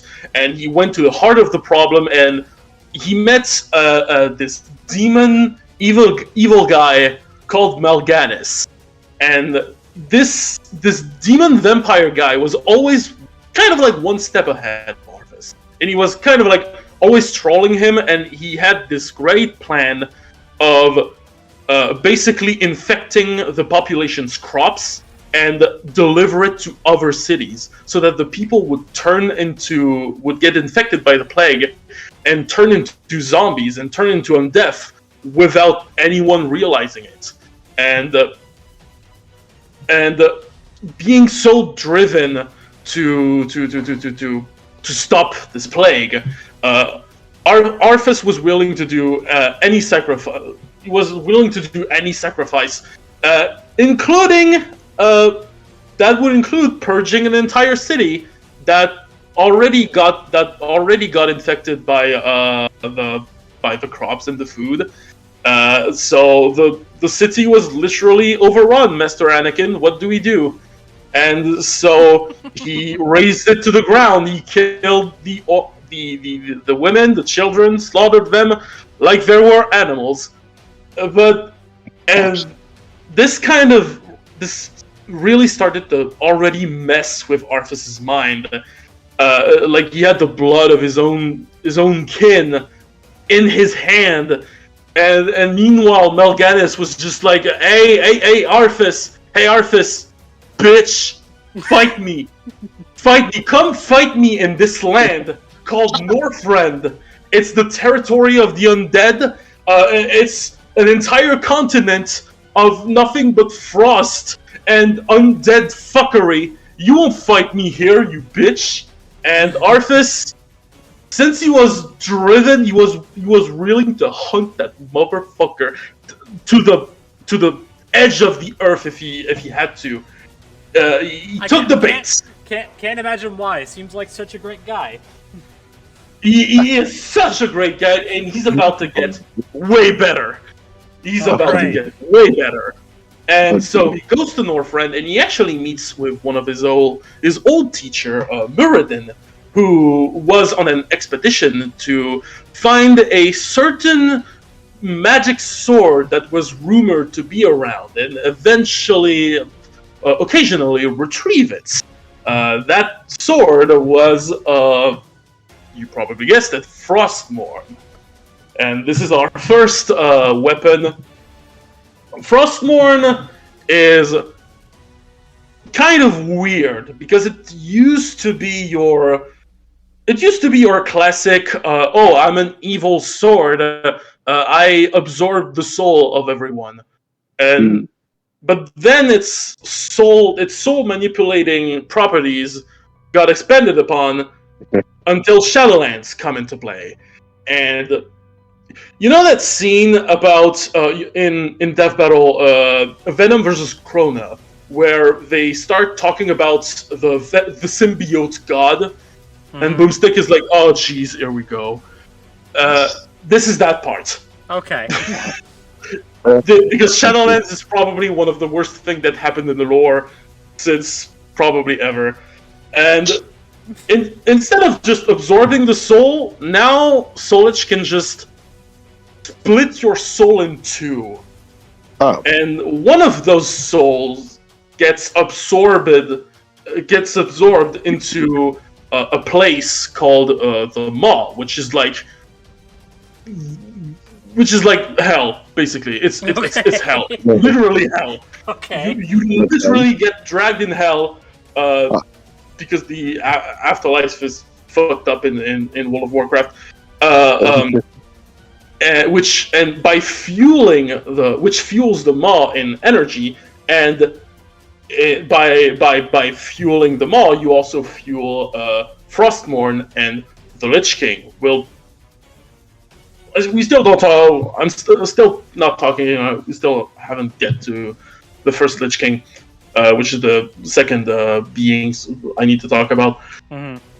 But basically, the sword.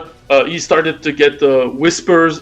He managed to kill Melganis with this sword, but of course the sword was starting to whisper in his head and push his evil traits up to 11 to a point where he went back to Lordaeron, killed his own dad, took his place, and just let the scourge just go wild on Lordaeron, and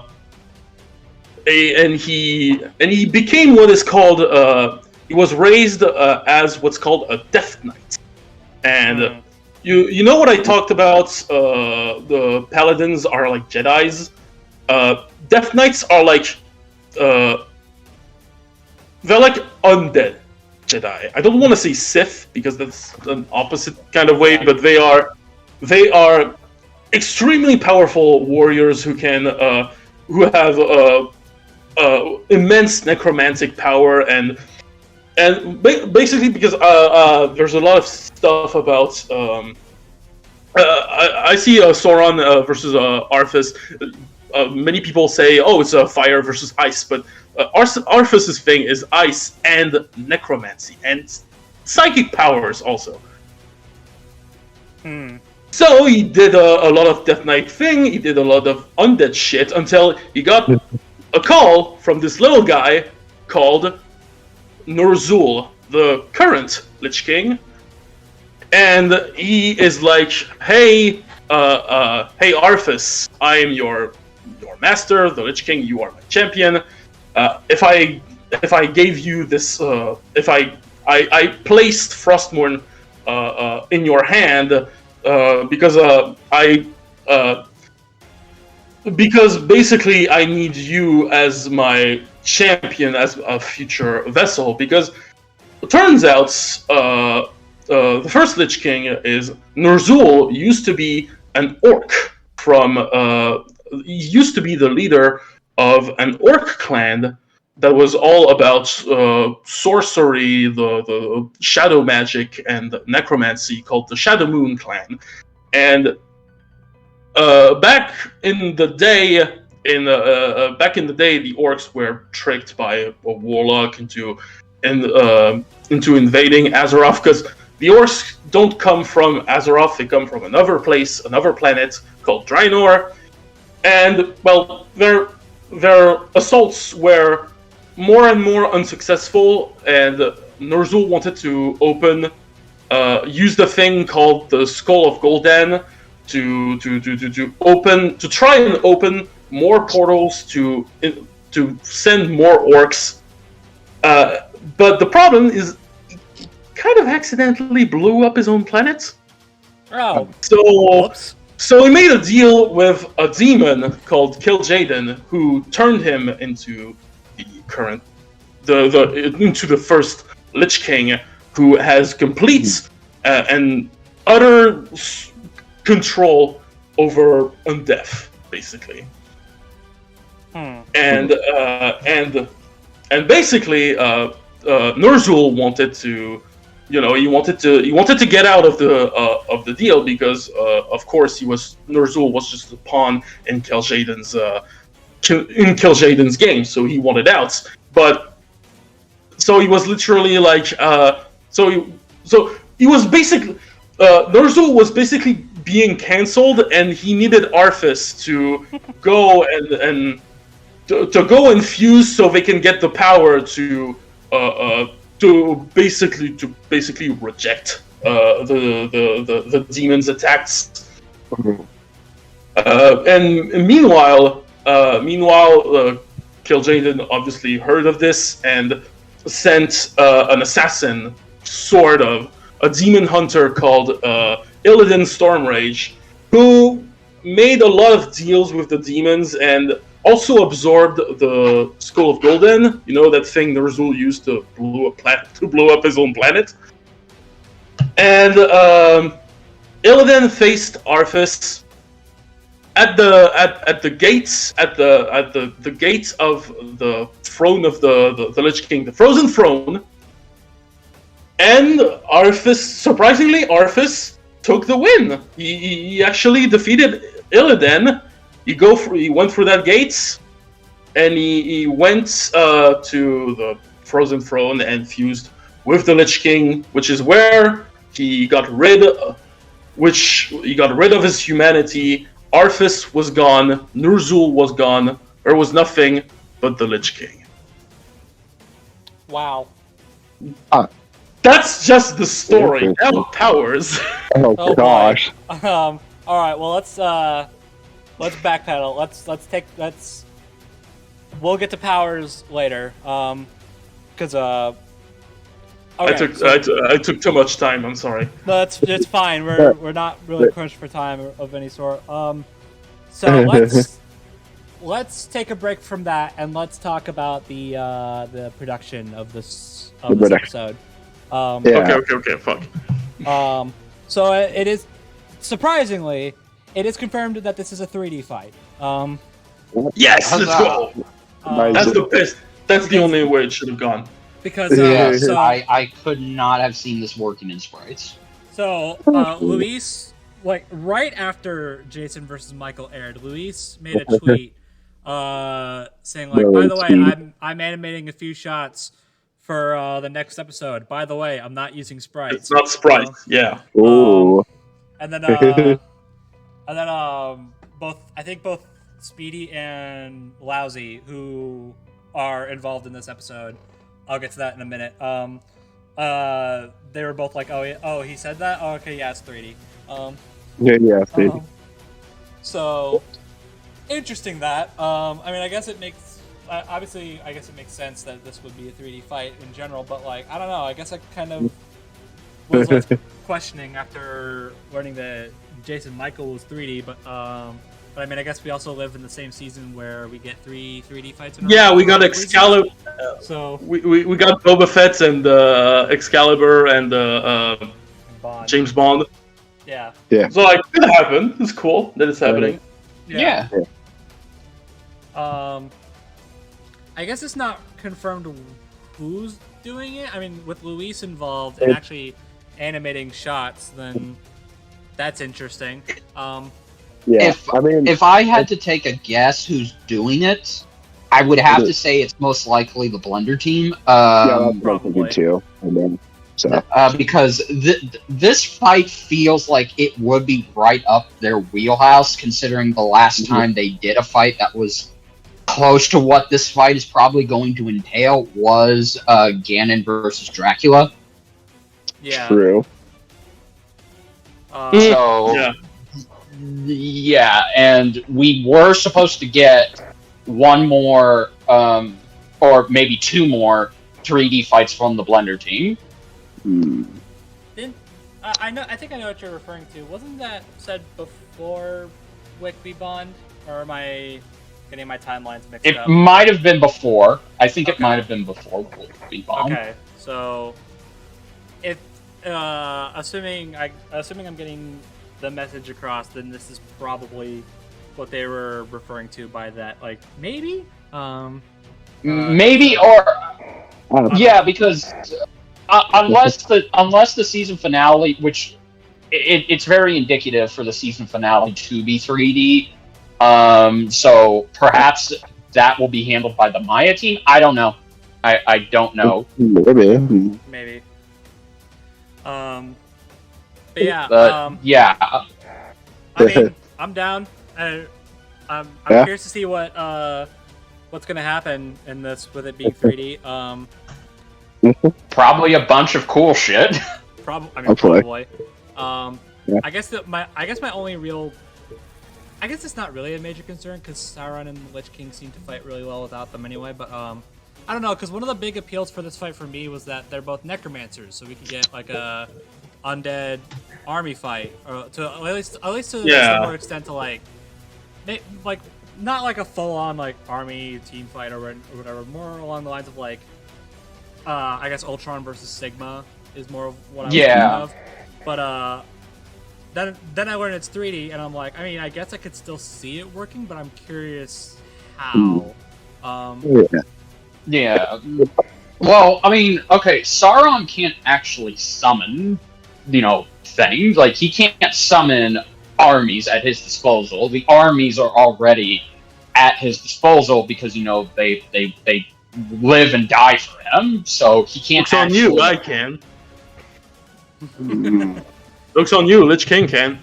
Yeah, well, Lich King can, so there you go. I mean, I don't know. I don't know. I mean, it does get me excited that this is going to be a 3D fight, and with the powers that Lich King and Sauron have, I'm expecting this to be very effects heavy. Probably, yes. which is it should be. Which is the Blender team's MO. So. Yeah, exactly. So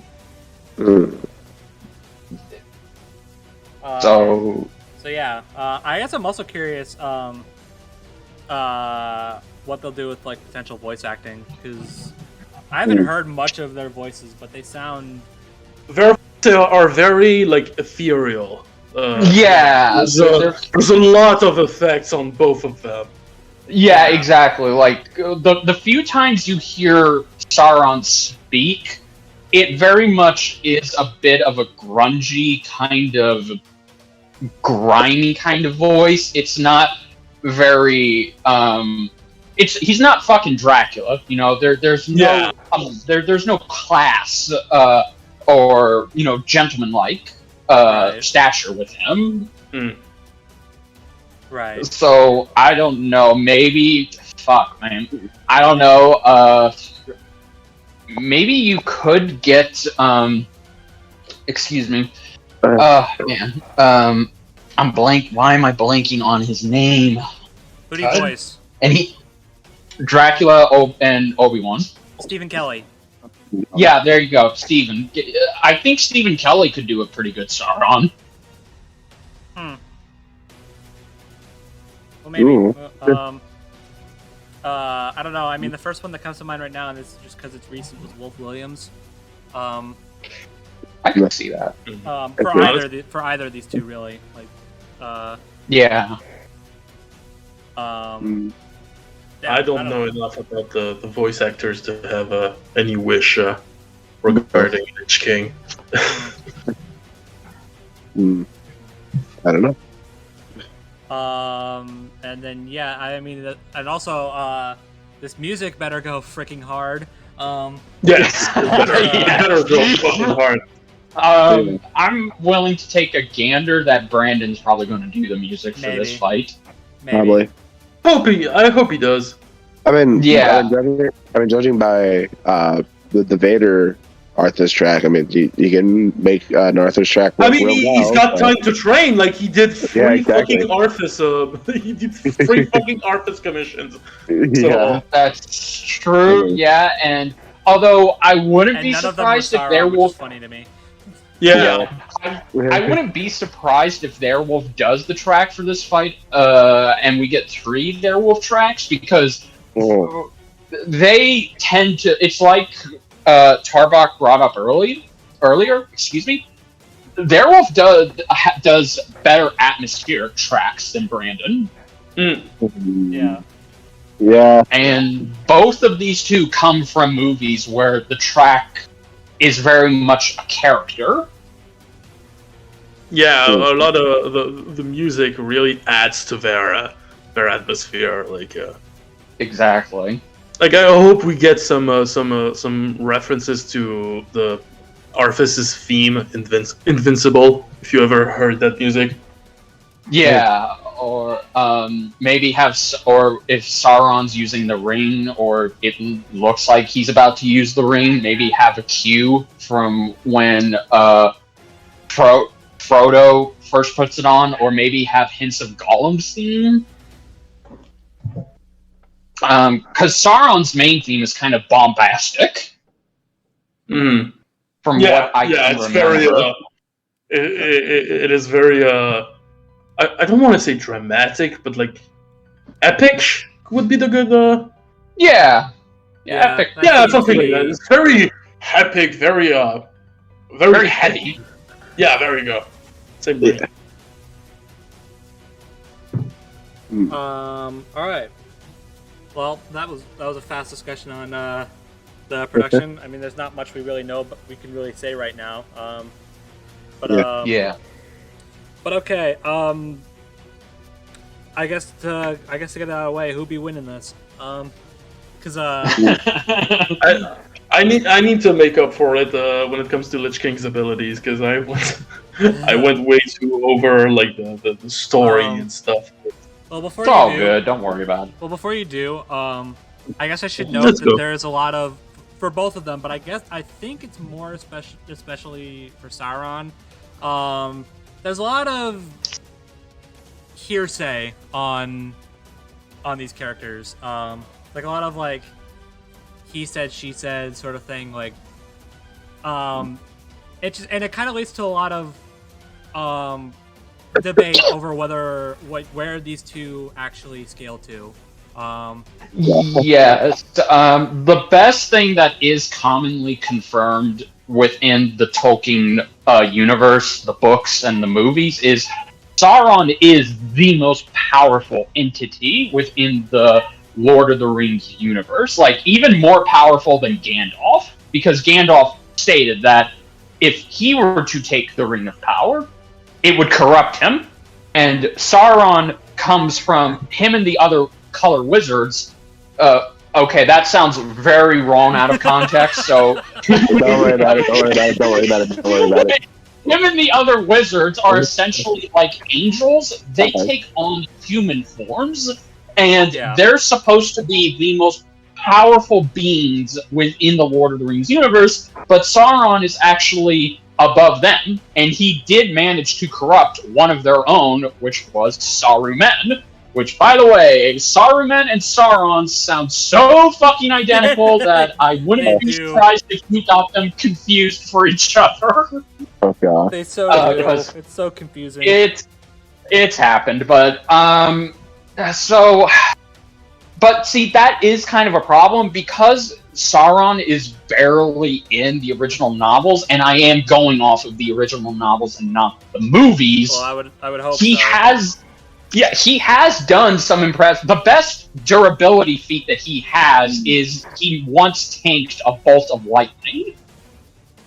Cool, good for him. Which- It's not that impressive, but alright. That's No, it's not. Sorry, go ahead, Tarbach. That's funny because like there's a trailer that dropped like today about Earthstone where we see Yeah. Arthas getting struck with by a bolt of lightning and just shrugging it off. Just What? Whoops. Well, that's funny. But and again, convenient.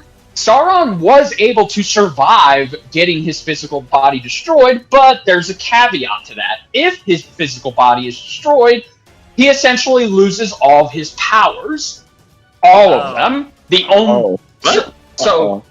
so the only thing that he can rely on is, you know, the One Ring, because the One Ring is also indestructible. It cannot be destroyed by any weapon forged by any of the people or races in Middle Earth. The only way you can destroy it is by sending it back to the fire of Mount Doom.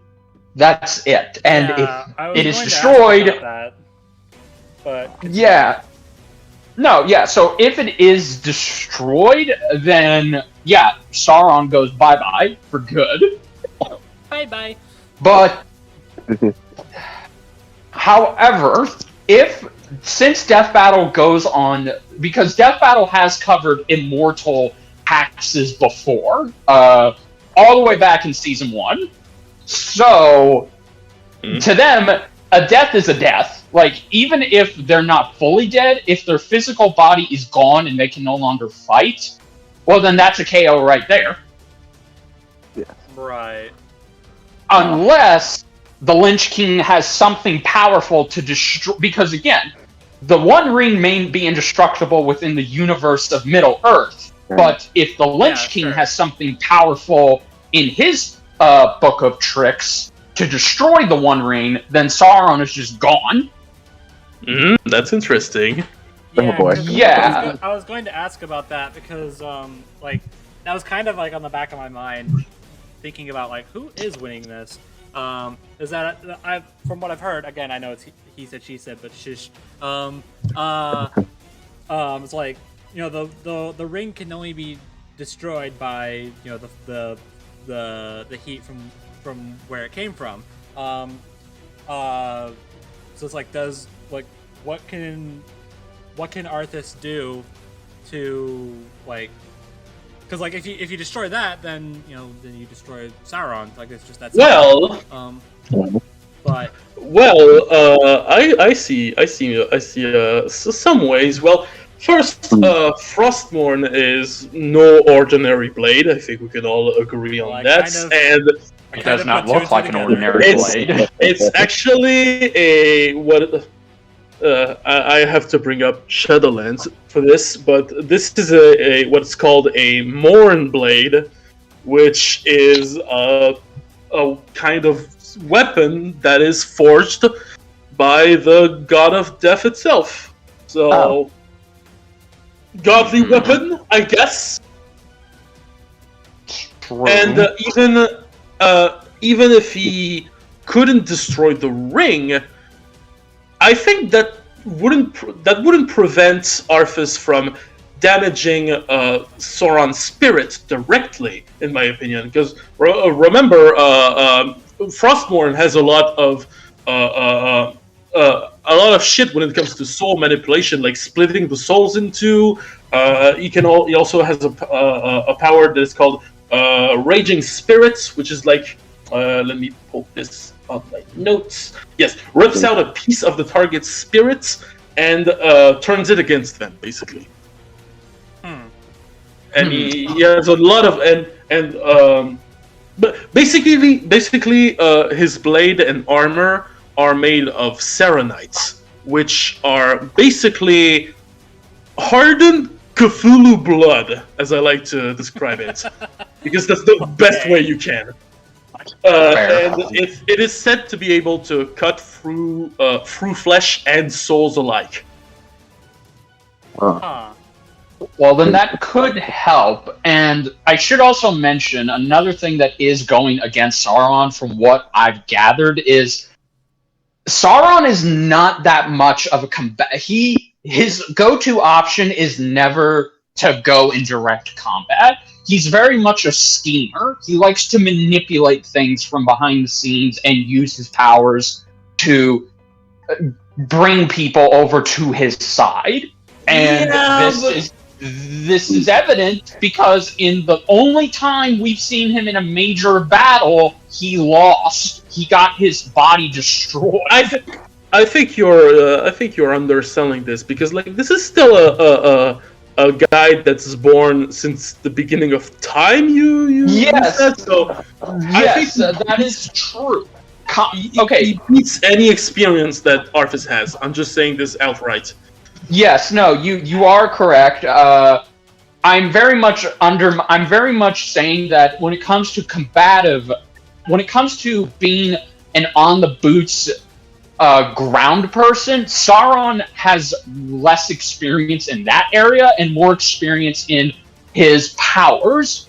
But you are correct. With him being essentially born since the beginning of the universe, he does have centuries, eons worth of experience, but that is kind of dubious because we don't know how much experience he has in combat, because we've only ever seen him depicted in one major fight, and it was confirmed he did lose. He lost his body, and he had to be stuck as a floating eyeball until the ring was brought back to him so he can regain his full power.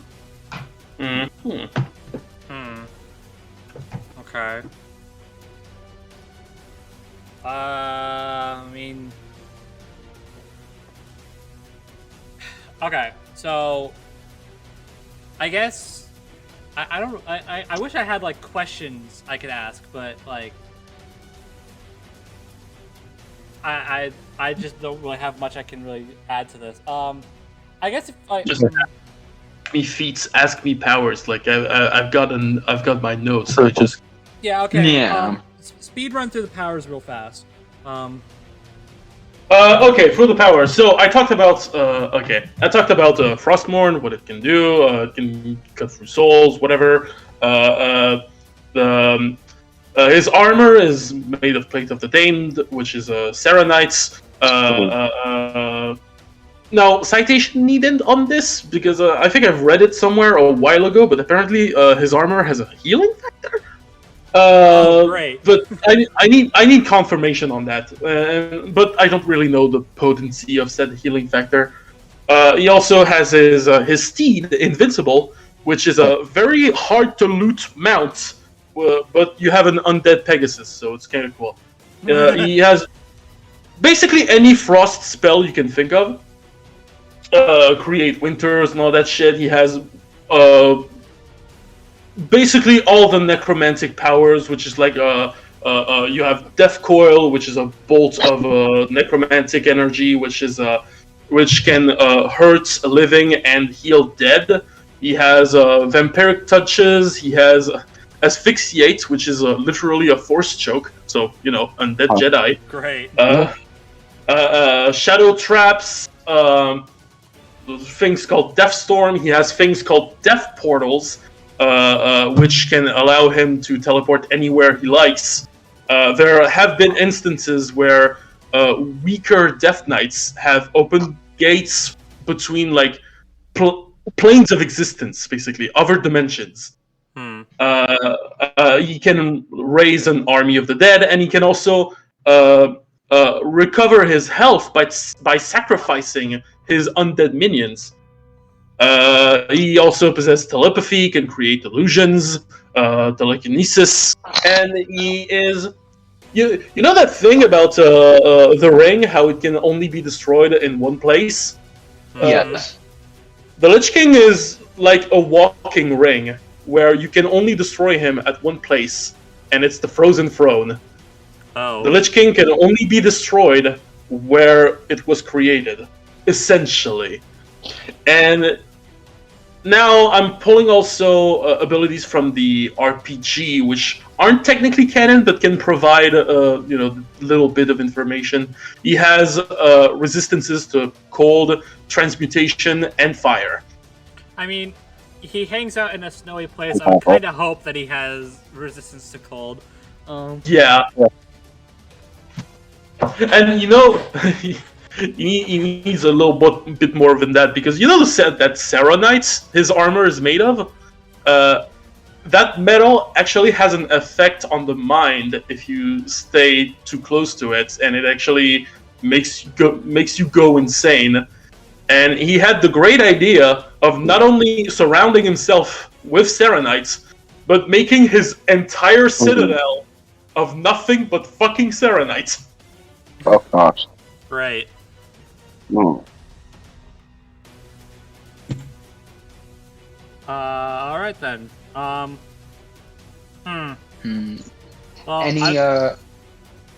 No, sorry, I was going to say, any other questions you have about Sauron, Brobuscus? I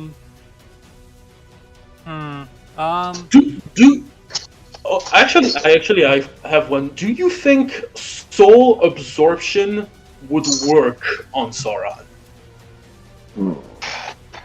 Like, would the Lynch King be able to absorb Sauron's soul? Yes.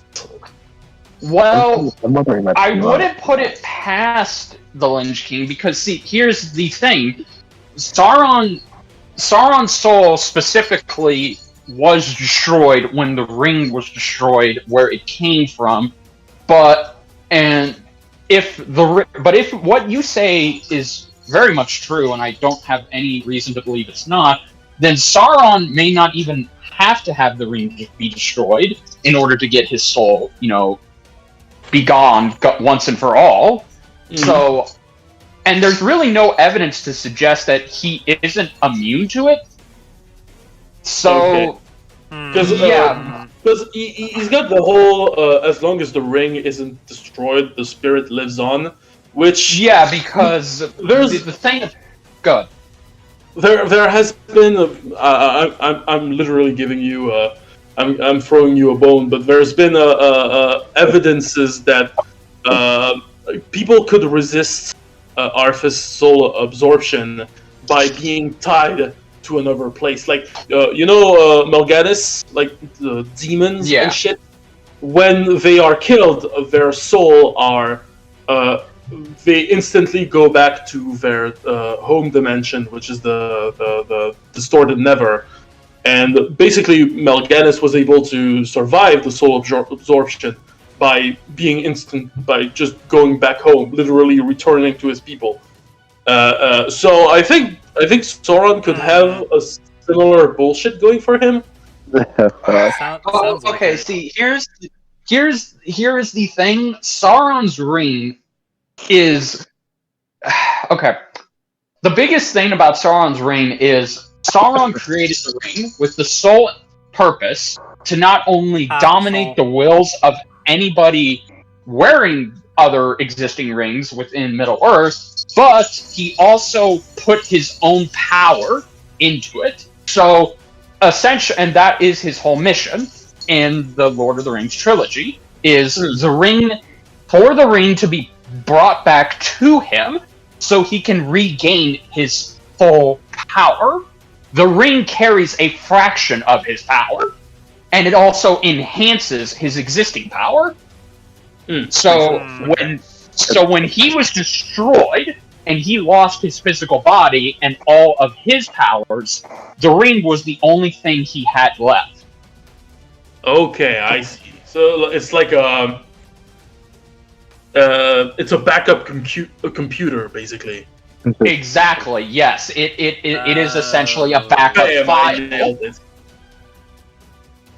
You know, see, I was thinking like throughout most of that, I was like, I feel like Richard's just proving the point. Like maybe since Sauron's soul is connected to the ring, like it wouldn't be absorbed by the Lich King.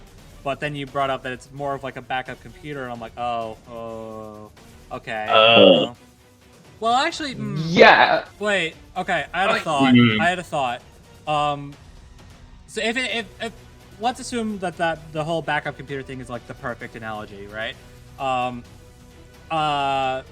Then I feel like the Lich King, if he would be able to absorb Sauron's soul, I feel like that's still moot, because if Sauron's wearing the thing, which he always does, wouldn't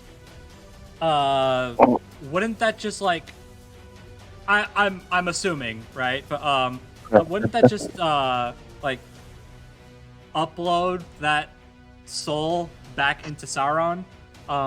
Well, see, the Lich King would still have something. I don't know if that amplifies him or anything. Tarok can say something about that. I think it would, because that's what absorbing souls do. You basically absorb the powers and memories and experience of said soul. Okay. Yeah, okay, because cool. So the Lich King still have that, so he's still at an advantage. But but the point I was trying to make is that, you know, it isn't like the Lich King absorbs Sauron's soul and then the fight's just over. No. Well, and the other thing too, to really drive home this point is, and this is a big deal, because I could see a lot of people saying, "Oh, well, if the Lich King puts on the ring, then he can be corrupted by Sauron's might." But it's like, well, first off, as Arbok brought up, the Lich King is essentially a version of the ring, so I think him being corrupted by it would be kind of a moot point. Well, wait. Plus, he is technically already under two effects that mess up his mind. The first, the Serenite. I was about to say, like, I mean, that sounds valid, but like, to counterpoint, I feel like the corruption is what turned Arthas into the Lich King in the first place. So, like, I feel like that. I feel like that kind of is a counterpoint to any sort of like I don't think the Lich King would be immune to corruption, is what I'm trying to say. Okay. Well, I mean, he is as corrupted as can be. So, well, what I'm trying to drive home is the Lich King wouldn't be even more corrupted, is what I'm saying, because Sauron, again, one final time, he specifically made this ring, the ring to rule them all, to rule and dominate the minds of his own universe, not just anybody. When anybody puts on the ring, it doesn't matter if they're good-hearted, like Frodo Baggins, for example. He was a good, pure-hearted person, but when he put on that ring, or when he was anywhere, if he had the ring on him, like in his pocket or around his neck on a chain, it would slowly corrupt him, but it was corrupting him with the intention of not creating a new Sauron, but making him bring the ring back to Sauron. It didn't work on Gollum, because Gollum was already so gone beyond that point that his only fixation was with the ring itself. Because that is a problem. If whoever has the ring in their possession, they can be corrupted and essentially gone from what they once were for an extended period of time. But then you also have it to where, okay, well, here's what it did to Bilbo Baggins. Bilbo Baggins was fine. It just slowed down his age, and on the contrary, Bilbo Baggins wasn't corrupted at all. He was still the same as him. To share the load. Yeah, he didn't. Bilbo Baggins was still the same. It's only when the thought of leaving the ring, specifically, that's when he didn't want to. The ring is essentially like a living form of addiction. Right. So I don't think the ring itself. Obviously, I don't know. Maybe the ring could corrupt the Lynch King more than he already is, but I don't think that's possible because, again, the ring itself is so inconsistent with how it corrupts people. All we know is whoever has it in their possession, it's gonna either keep you going for a long period of time, and it will eventually corrupt your mind. But I don't think the ring itself is going to be a factor here, because that's all it can do. It can just dominate the minds of the people that Sauron wanted it to. Okay. So if Lynch King is strong enough to resist it, dominating his mind, for example, then I think the ring is basically dead weight at that point. And plus two, Sauron doesn't actually use the ring as a weapon. He just uses it as a... No, it's like, for all intents and purposes, it's not a weapon that he can just pull out and just say, "Ha! I dominate your mind." Yeah, it's a catalyst of Sauron's power, if I understand correctly. Yes, it is. It essentially is, as we've said, it's a backup. It's a backup computer file, but it also carries his own power in it, and it makes him even more powerful. But it's not actually used as a weapon to say, "Ha! You fool! With the ring, as long as I have this ring, your mind, it's mine. I will corrupt you." Okay. Sauron, when he to finally drive the final nail in the coffin on what Sauron's capabilities are, Sauron will use his own existing powers to fight an opponent. Weather manipulation, shape-shifting, just anything he has, he will use to fight you. But the ring itself is not a part of that arsenal. It's just something that's handy. Got it. Okay. Well, I mean... Okay, obviously I don't want to, lock this in right now because, we're very early on in this, and this is a very complicated matchup. Yeah. But, right now, I think I'm leaning towards the Lich King. But I mean, I don't want to debate. It's like I don't want to debate stats because I don't know their stats, and I don't want to open that. No, because I didn't. Again, I wanted to wait until what Death Battle and the prediction block comes up with. Because yeah, I'm waiting for the prediction block for the stats. Okay. Yes. Sauron's stats are ridiculous because, again, I mean, at the very... Okay, sorry. On the low end, he's potentially city. He's potentially city or mountain level. But on the high end, he could be universe level. Yeah, I mean, Tarak, I can hear you. I can hear you're objecting. If you have notes to bring up. No. I actually wanted to add to this conversation that the Lich King. I would say if I have to put him somewhere, there's many evidences that would put him roughly around, kind of like a planet level, because there's the whole thing with Nurzul. Like I said, blew up his own planet on his own. And he battled, and Arthas battled a guy that was powered by the same kind of power. There's also he is a massive threat. He is a massive threat to even beings that have technically worldwide or world level capabilities, like the dragon aspects, or just one of them, Malygos, can control all the magic in Azeroth, or things like that. There's also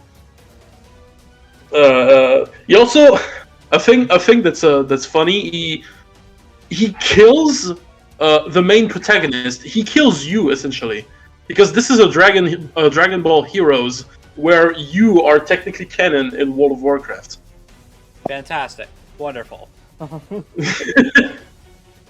So you should scale to the threats that we've taken down before him, like old gods Cthulhu, or Yoxaron, which are like Cthulhu motherfuckers. Or Freya, which is the creator of the Emerald Dream, which is basically a pocket dimension of the entire world, basically. Oh wow! So that's lovely. There's a lot of planet level evidence, I would say. Cool. Okay. Yeah. Honestly, I feel like if this was somebody like Gandalf or Aragorn, then their stats would be much more defined because they have more screen or, I guess, reading time dedicated to them than fucking Sauron does. Yeah. I mean, again, I'll wait for the prediction blog to come out to make my final judgment. Because if Sauron ends up stat stomping the Lich King, then all right, well there you go. But, that's what I'm worried the most. But I mean, as far as what I'm hearing right now, I think I'm siding with the Lich King. Same here. Although I do have a question about Lich King's power. So, is planet the highest you can get, or is there anything suggesting a higher, or is that the cap that? What? Sorry, I didn't hear it. Basically, what he's asking is if are there arguments for Arthas to be higher than planetary? Yeah. Well, there's the whole U scaling. So technically, because Shadowlands, you're supposed to take down a guy who's on the same level as the Titans, which are basically Azeroth's gods. Or God of Order, so I wouldn't go to that level because I think if the Titans were there during Arthas' time, they could have taken care of it. But I think planet level, planet where you can argue planet plus, even though I hate that fucking term, it's a rough equivalent. It would be a good description of his of it. It's a good It's a good It's a good summary of his might, basically. That's okay. That's fair. I was just curious because no. It's fine. There's a couple things that you could there's a couple arguments that you can make, but it's like Sauron. There's lots of I've heard some universal. It's a screen time problem for Warcraft as well. So context. So okay. I think I'm siding for the Lich King right now, but that could very easily change. During this wave. Yeah. I'm going to remain abstained until the prediction blog comes out. That's probably for the best. Because again, I'm not that I just want to make it clear, I love Lord of the Rings. I've seen the trilogy so many times, from childhood to teenagehood to adulthood. I do have a strong connection with the films, but I will say this: Sauron was never my favorite villain because that's just it. He came and went. That's just it. He just came and then he went.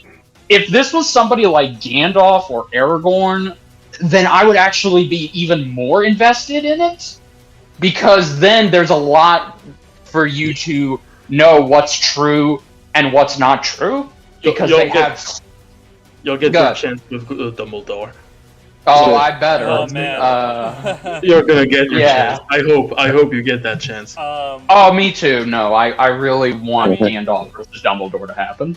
I mean, I've only seen the first 2 Lord of the Rings movies as of right now, but Sauron just does seem like that kind of like this big threat, this big like dark embodiment of evil, big threat that could destroy everything, and then he just doesn't do anything.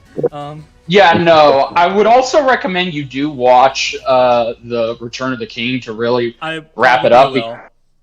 Yeah, it's your choice on whether or not you want to watch the 3-hour theatrical cut or the 4-hour extended edition cut. Dude, probably for your sake, I would go for the 3-hour theatrical cut. So I have the I have a Blu-ray collection of the trilogy. Me too. I don't know what like cuts they use, but I was watching through the Two Towers literally like just today, like just before we started this, and like halfway through, I'm like, how much longer do we have? I'm like, I feel like this has gone on for hours. Yeah, no, because there's a funny thing about that in the Two Towers theatrical cut. Saruman, damn it, now I'm doing it. Saruman's death was never shown. He vanishes from the theatrical cut, and essentially it was because his scenes were too long. They decided to cut it out, but in the extended editions, Peter Jackson put it back in, and you actually saw what happened to Saruman.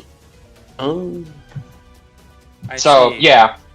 Yes, and then the extended edition of Return of the King is infamously famous by fans because it features not 1, not 2, not 3, not 4, not 5, but 6 endings for all of the characters. Oh yes, I remember. I think they showed the extended version, and this fucking movie ends so many times over and over. They do the famous pan out shot, then they cut to black, and you're like, all right, that was a good ending, and then boom, it's like, oh, it's still going. Oh, okay, it's like, okay, oh, this is cool. I can see why they added that. That's sweet. And then black out. It's like, all right, that was very good. Oh, we're still going. Oh, okay. And then after the 4th time, it's like, okay, and then we get to the 4th time. It's like, all right, are we done? 4th time. Oh, come on! It's that fucking Duracell bunny, still going. Still going. Still going. There you go. Mm-hmm. So yeah, for your sanity, I would just watch the theatrical cut of The Return of the King. Well, if I have the time to, then I will. Yeah, take that, Zack Snyder. Peter Jackson was doing 4-hour cuts before you even dreamed of the idea. Well, it sounds like it wasn't a great idea when he did it either, so I mean, like... no, that's exactly why they cut it. They were like, Mr. Jackson, we are not going to show 6 different endings. That's going to just kill the audience. Whoops.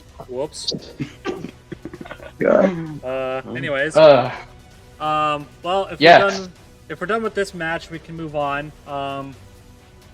So Tarok, you are our guest of honor. You are also now sitting in our golden chair that I assure you it does exist. Yes, and we all paid real money for. Yes, it sent me back a whole $10. Oh wow! It sent me back like $50, but okay. Okay. We'll go with that too. So what we do with guests is we ask them questions. We are. I did the interrogating joke with Tank. Dang it. Okay. I mean, we had a mixed start, and then we went into some pretty cool stuff. So let's get into some really negative stuff. What is your least favorite episode of the show? Least favorite death battle, Rogue versus Wonder Woman. Oh wow! Season 1 episode. Even by season 1 Ben Singer standards, because like In my opinion, I think Ben did an amazing job back then. Even with what his he- limitations, With what he had, even yeah. with what he had, like it's like even to this date, in my opinion, it still looks fucking good sometimes. But Yeah. that just wasn't it. That's not it, Chief. Yeah. That's not it, Chief. Like it's just like one of them stays in the middle of the screen, and then the other is zooming around for God knows how long, and then the other do the same shit. Yeah. And it ends with like yoo-hoo, sexy time, and it doesn't help that the matchup doesn't make that much sense. It's Yeah, this matchup caused controversy back in the day when they did this. this matchup mean, never existed for me. I mean, it doesn't help that, like, I mean, I guess via their own, like, way of thinking back then, I guess I can see how they'd say Rogue would win, but Yeah, because Yeah, well, I guess. it's not But, necessarily the results that that I dislike. Like we all know Wonder Woman would fucking stomp nowadays. yeah. But, Oh, yeah, no. we Yeah. just know. We just Us- know it. Yeah, like Rogue, especially it Rogue was since had no different. business doing that. I'm under the belief that they were just using the animated series interpretation of these two characters and not actually comics. Honestly, I think Ben just used whatever the hell he could watch. Honestly, Yeah. Because, I mean, Yeah. he had, like, what, 2 weeks to work on this entire episode? yeah, he had like 2 fucking weeks. Like, Yeah, so he give him a probably break. watched. He probably I will watched the say- Justice League cartoons, what have you. And he wanted to have this cool twist that, like, oh, by absorbing her stats, she was getting stronger. Like, I will say, one thing that I went back and rewatched this episode for a video I was gonna do. One thing that caught my attention as far as like the actual like analysis and results was that they said in Rogue's analysis that super powerful beings like the Juggernaut are able to resist her powers.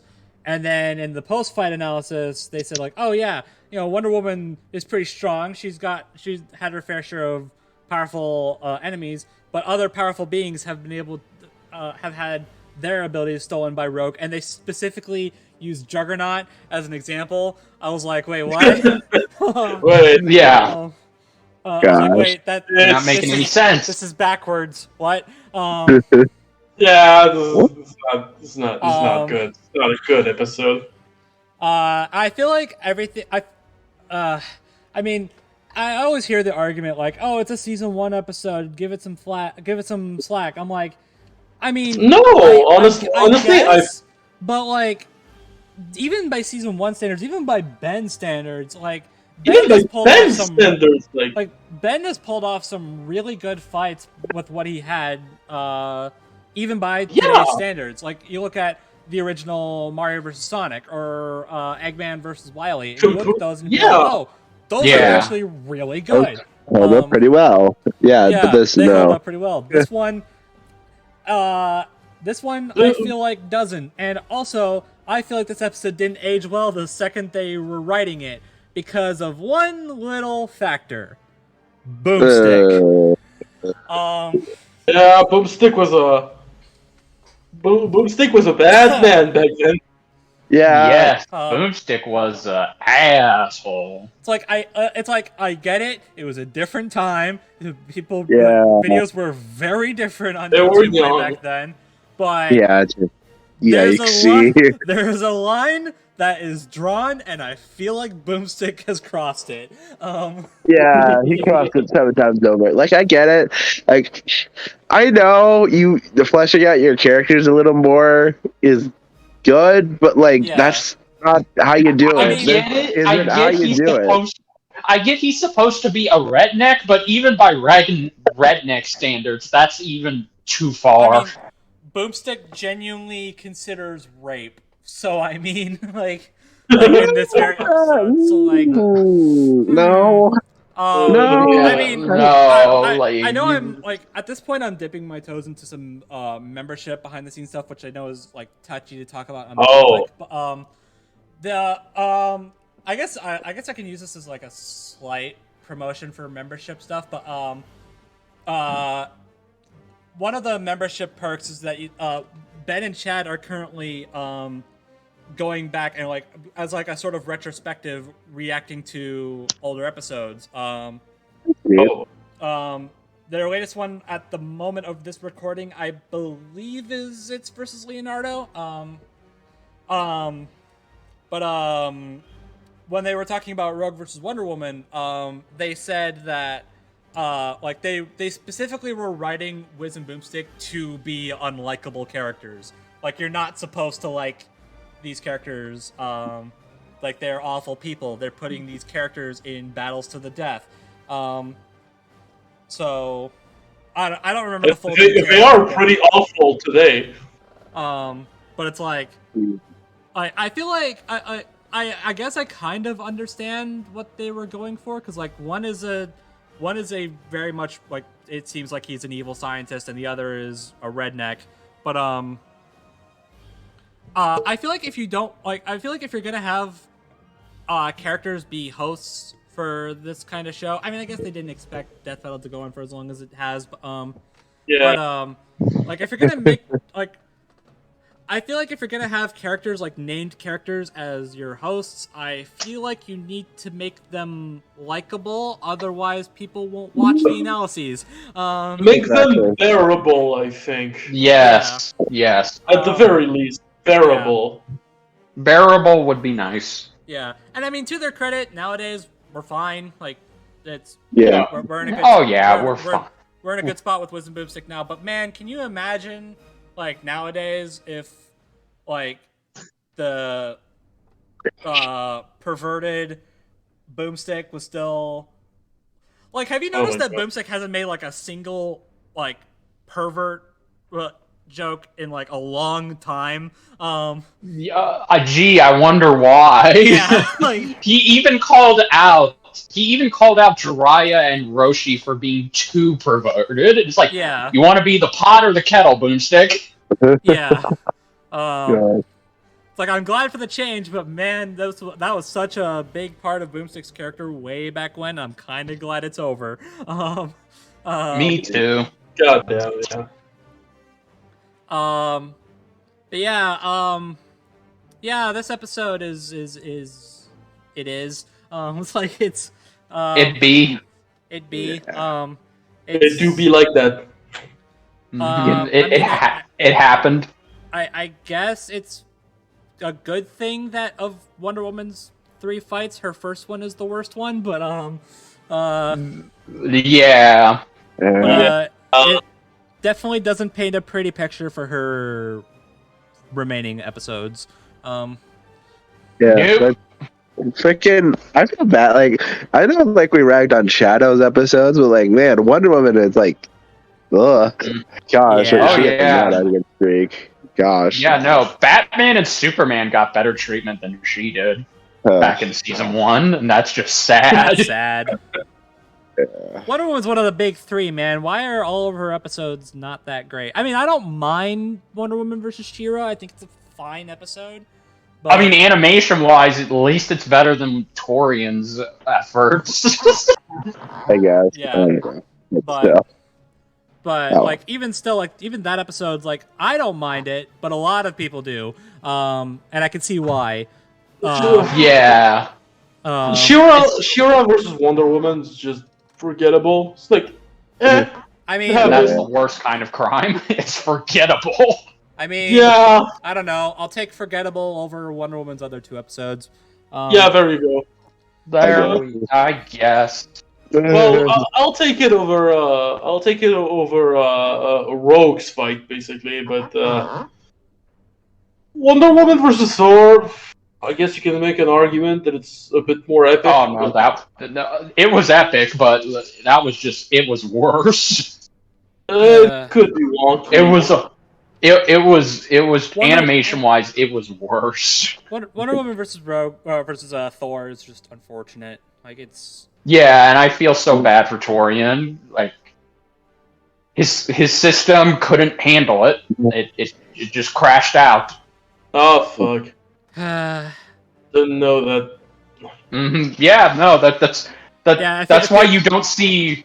Like, fun fact: if you go back and you watch when Wonder Woman pulls the sword out of Thor's mouth, that angle is purposely like that, because if they were to zoom up to her Oh whole yeah, body, that's because the model. Yeah, her wrists are gone. she would look yeah, her she would whole look like body, Rayman. but her arms, yeah, only her arms are visible. Her whole upper body is gone. It's the fun thing of animations. You sometimes you cheat.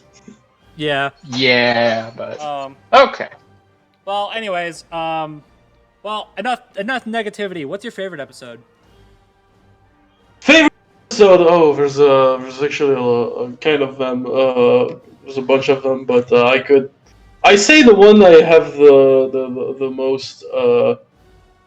I would say attraction towards would be Metal Sonic versus Zero. Actually. Hey! Wow! That's a I good know. one. Yeah. That's an underrated one. That's a good pick. It is very underrated. I honestly love the mix of like sprites and 3D models turned into sprites, and And it was like the whole Luis's, choreography. It was Luis's first time doing something like that. Yes, too, it was so. Luis's first time. And I yeah, no, go ahead. the music that was used in this fight too. That was I am 1,000,000% using that music for this. It is so good. Yeah, very good, very well done. Magnificent. I also think. Sorry, go ahead. My only regret about this whole fight is that they didn't make Metal Sonic use his copy ability to make a Z Saber, and they have they have a lightsaber fights at super high speed, and it would have been the coolest thing ever.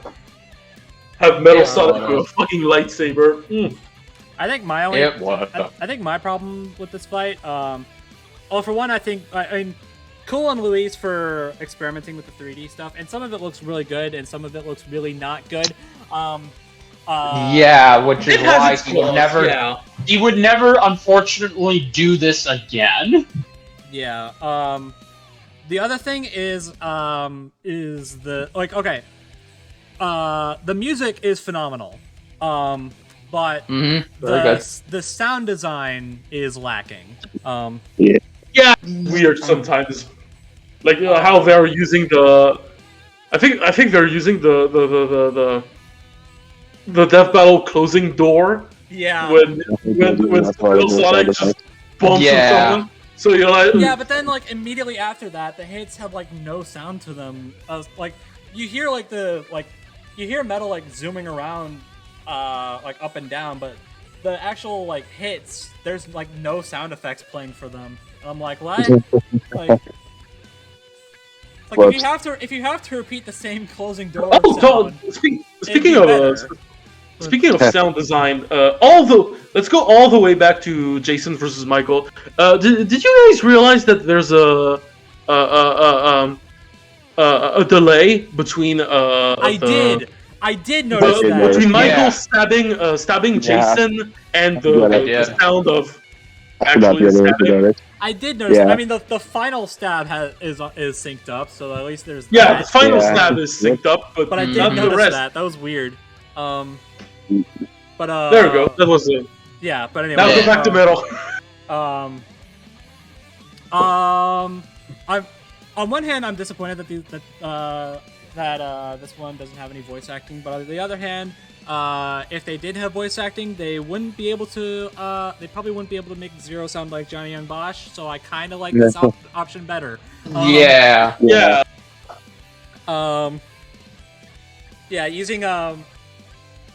Use the voice clips they use for that. Also, I mean, I do also really appreciate Metal's voice clips because they're from Sonic Heroes, and I have a very strong emotional attachment to that game. I have an emotional attachment to just Metal Sonic in general. Yeah, Metal Yeah, Sonic- same. He's one of here. my favorite Sonic characters. yeah, It was nice he Metal got Sonic. his own dedicated episode, and it was also nice that Zero got his own dedicated episode. Yeah. I will also say that final shot of Kaiju Metal Sonic versus Zero in his final Yeah. form, that was very That was good. I cool. enjoyed That was that. awesome. That was Yeah. Hmm. It's a shame after this fight we got mediocrity.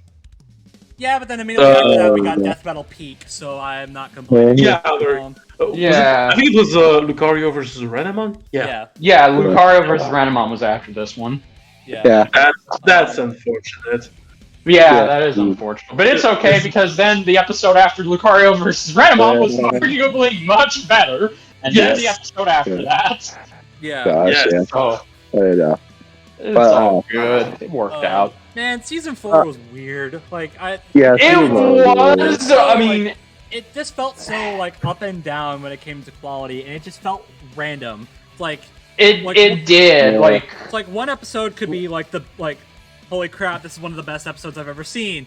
The next, and then the episode immediately after that could be like, holy crap, this is one of the worst episodes I've ever seen. versus Bane. Whoops. It's like, Versus Bane.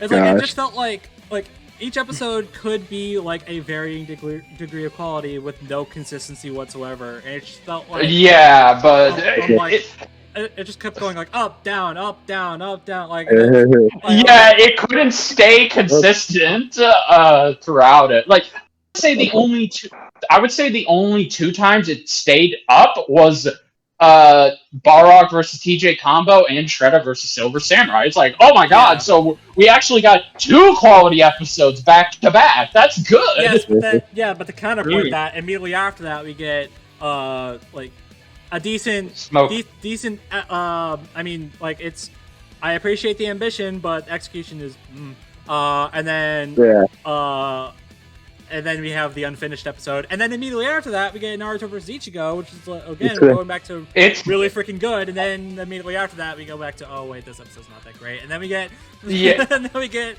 and not amazing, but okay pretty good season finale.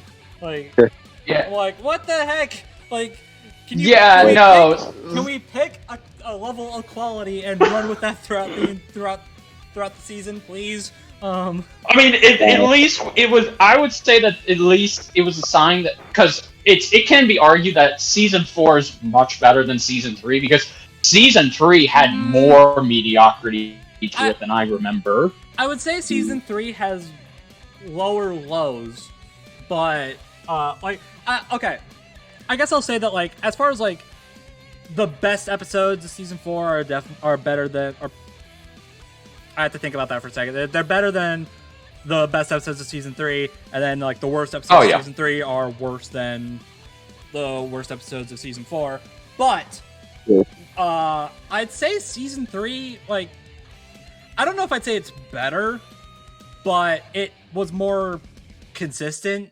Like, Season 3 was just all over the place. Season 3 had bigger bads, but season 4 had more of them. Is that what you? I guess that's more of what I'm going for. Yeah.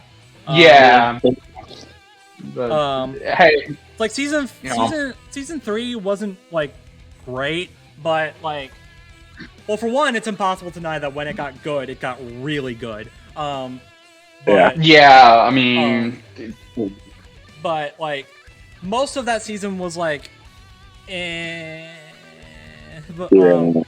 but like season 4 was like a roller coaster, and you just had no idea where they were going to go next. Like, it's like, is this episode going to be really good? I don't know anymore.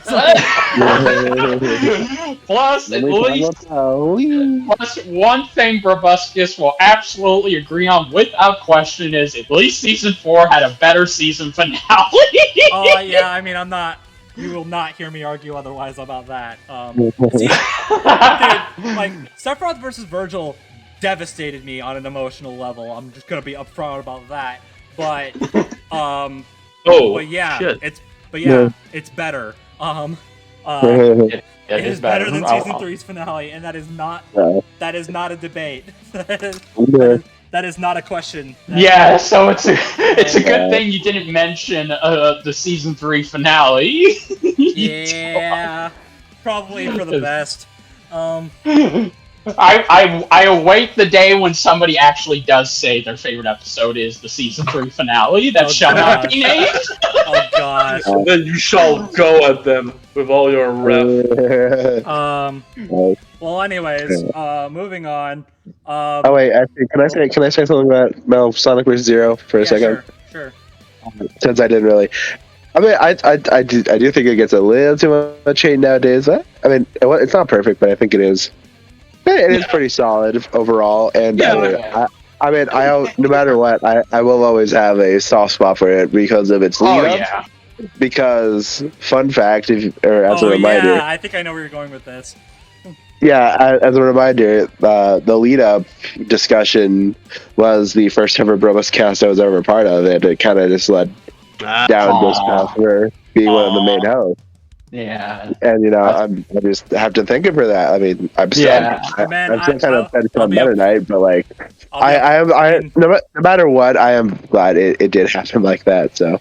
I mean, I'll be upfront. Oh, I'll be upfront. Like, even though I hold that in high regard because it was the first time we had you on, I don't really look at that discussion in the most positive light because, man, I was so pessimistic about this was the time when there was the question of like who should win and who's going to win. Nowadays the two questions have kind of merged together, so I'm happy for that. But back then it was like, yeah, I mean, this person should win, but they're probably not going to win. And at the time, I was it was one of those discussions. Yeah. At the time, I was like, those. At the time, I was like, dude. At the time, I was like, Zero should win this fight. There's really no reason for him not to. But I just really don't think he. That's why he's not going to. That's why he's not going to. I really felt like Metal was going to win that. And even though I do prefer Metal over Zero, so like it is a case where my preferred character lost. I'm actually kind of glad that I was wrong. Yeah. Oh yeah. I do like Zero. Like Zero's a really cool character. Oh, absolutely. Cool. He's dope. But man, my mind was circling back to like Mega Man versus Astro Boy, where they placed Mega Man at like wall level, and I was like, oh gosh, okay. Yeah, no, they.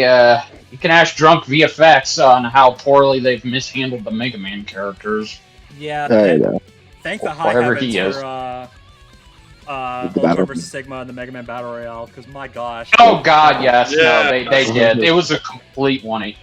I mean, I have fond memories of this fight myself. I guess this was a good start for like the Mega Man series getting like more proper episodes, because like I mean Eggman vs. Wily, like Eggman vs. Wily is good, but it was definitely like it is still, you know, a season 1 episode.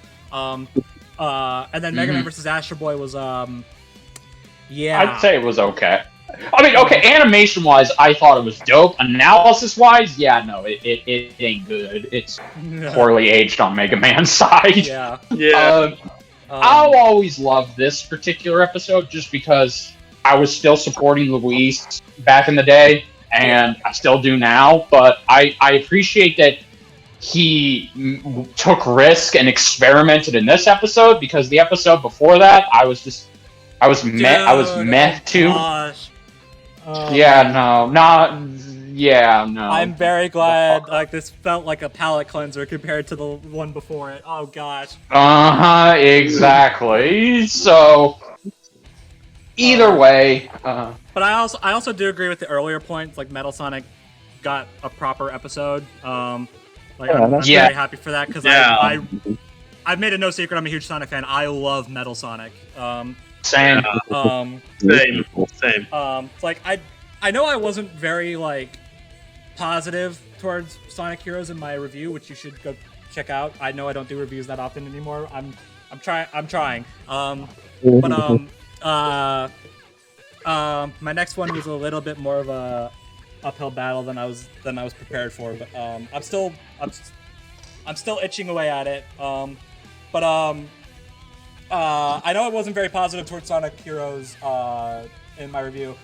Well, for one, I played the PS2 version, which was probably not a good idea. But despite that, Metal's the entire story with Metal Sonic in that game was amazing, and the lead up, the build up was great, and the payoff is the best part about that game. Like that final battle with Metal Overlord is so good. I kind of wish we got what I'm made of in the episode, but you can't win them all, I guess. I didn't notice this until I rewatched it. We did get an instrumental of Fight the Night, though, for some reason. Yeah. Take what you get, I guess. Yeah. Like, I don't know why Metal has nothing to do with Sonic the Black Knight, but you know what? It just sounded cool for him. Yeah, like, you know what? It's an amazing track, so I'm not complaining. Yeah. But okay. I'm actually kind of glad that we did a discussion on that episode, because I actually don't think we ever did. We're not. Really? Wait till our season 4 ranking. We'll rank them all eventually. Maybe, I don't know. Gosh. We'll see. Only 5 more now, but anyway, third question 3. Yeah. So. That's right. This is a question thing. Right. So, what is the matchup you want to see the most? That's the thing everyone wants to know. Okay. I kind of have a plot twist about this. I actually have 3 of those. I have 3 matchups that, like, they could be number 1. Like, each of them could easily be number 1. Like, number 1 could be number 3. Number 3 could be number 2. Yeah. Depending on my mood. So I don't know if I just say one of them or go with all 3. I guess if you speed run through them, we can knock out all 3. Okay, I'm just gonna drop them. We have Robot Boy versus Jenny Wakeman. Robot Boy versus My Life as a Teenage Robot. That's a good one. We have Lizard Man versus Reptile. Soul Calibur versus Mortal Kombat. Ooh. And Frawl versus Gaskell Fraka. Oh, Warcraft yeah. 440k. Okay. And for those who wonder, yes, I did commission to Brendan Yates those 3 tracks. Okay. Yeah. That was me. Yes, it was. Well, now I know who to thank for Warhammer of Doom, because I did not give that track. I was not that. I mean, I didn't hate it, but I did not give that track the respect it deserved when we discussed it earlier. That track is so good. Yeah. Yes. Not gonna lie, I was a little scared when I first commissioned Warhammer of Doom, because first it was my first commission in everything ever, and so I didn't know what to ask, what to request, and all that shit. And second, the track didn't turn out to be what I kind of asked, because because I imagined the track for Frawl vs. Gaskell to be to a music called Power of the Horde, what Wings of Iron was to You Got the Touch, basically. I wanted Warhammer of Doom to be to Power of the Horde what the Wings of Iron was to You Got the Touch. And if you listen to Power of the Horde, it's actually very different. It's so way more hard metal. It's a very different kind of song, but I think it just stood up. It just stood out, and I'm happy that there's a lot of people that apparently likes it, and I'm happy with that. Yeah. There you go then. Yeah, good picks, good matchups. Good pick. Yeah, I am very interested to see what I mean, I'm not for all three. I'm very interested in Reptile versus Lizard Man. That one sounds really interesting, honestly. Honestly, I have. I mean, at this point, they have to throw in Reptile somewhere. Yeah, and I think Lizard Man would be the perfect opponent. They have practically a very similar story, very similar character. They are lizards of fighting games. Really, the character named Lizard Man is a lizard. Who would have guessed? Who would have fucking thought? And Reptile is a reptile. Who would have guessed? Whoa, no. Yeah, no. No. But to be honest, as I've looked into this matchup very intensively, this is a shit stomp for Reptile. But I still want this because I just grew up with these two characters. Lizard Man is my favorite fighting game character of all time, and I just grew up with these two, and I just want them to fucking risk their life for me for some reason. Which is a thing I should probably look up. That was me with Crash vs. Spyro. It's like those are two of my favorite characters ever, and I'm suggesting them. I'm not suggesting one of them needs to kill each other. I mean, yeah. I've always wanted to. I love that I'm in the same camp as Tarlock and Red Runner. I have always wanted to see Jenny Winkman versus Robot Boy. I just feel like, look, it is two obscure cartoon robots that really I feel like resonated with a lot of people, more so Jenny than Robot Boy. Robot Boy had the cool action. Jenny was just like, oh yeah, she's a teenage girl who is a robot, and she was a superhero. But either way, it's just like, that's a fight that could just be so cool to see. And again, it's like, look, I'm always championing. We need more cartoon fights. And definitely do. Yeah, absolutely. Mm-hmm. Okay, last one, and then we can finally wrap this up. So last year was Death Battle's big anniversary celebration. It was the big season of legacy fights, and we decided. Yeah, it was the 10 years. We decided with guests at that point, it was like, well, to kind of celebrate the legacy of Death Battle, why don't we go over how did we discover the show? What was our first episode? That kind of stuff. And we just kind of and now we're just kind of continuing it into this year because why not? So what was I think we should just. Oh, I was gonna say. What was my first experience with Death Battle, basically? Yeah. How did you discover it, and what was your first episode? It's kind of loose because I think I've known Death Battle since I've known the internet as a whole, basically. But I think if I have to pin down what's the episode that got me to like the show, to really like the show, it would be Fox versus Bucky O'Hare. Oh! And I started to follow the show a little earlier with Bison versus Shogun. Bison versus Shogun. And I just followed the show, just intrigued.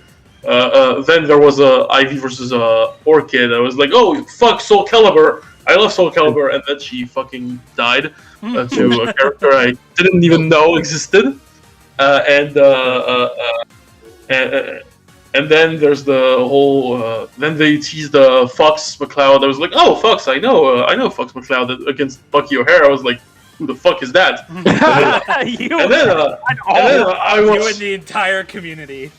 There you go. I was with the entire community on this one, and then I watched the show. And I was like, holy shit, that was amazing, and it got me to grow an obsession for obscure '90s cartoons like Bucky O'Hare, like Street Sharks, then Extreme Dinosaurs, Oh then my god! Yeah, cheap stuff like that. Yeah, he's not making those titles up. Those were actually real. Those were actually real cartoons. Those so funny, and so like I was doing research on Bucky O'Hare, and this is where I started to really like Death Battle, to understand what it's really about. It's about like making you discover some medias you wouldn't have known before, like World of Warcraft. I'm sure a lot of people in the community don't really know World of Warcraft, and one of the reasons that I wanted it in Death Battle is to just introduce it to all you guys. To expose it, yeah. So, To expose it to the world, and yeah, that's around this time that I started watching Death Battle again and again and again, and I'm here now. nice.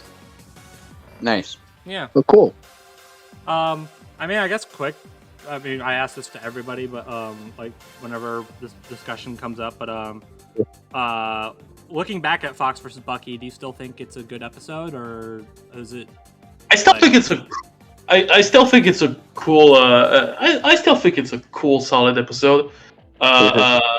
It also not only did I learn about Bucky O'Hare, but I also got to learn more about Fox, and this was actually the first time that I ever heard that he had leg implants. Basically, this was the first time that they meant that I learned about this and was like, "Oh my fucking god, mind blown!" You know? Whoa, yeah.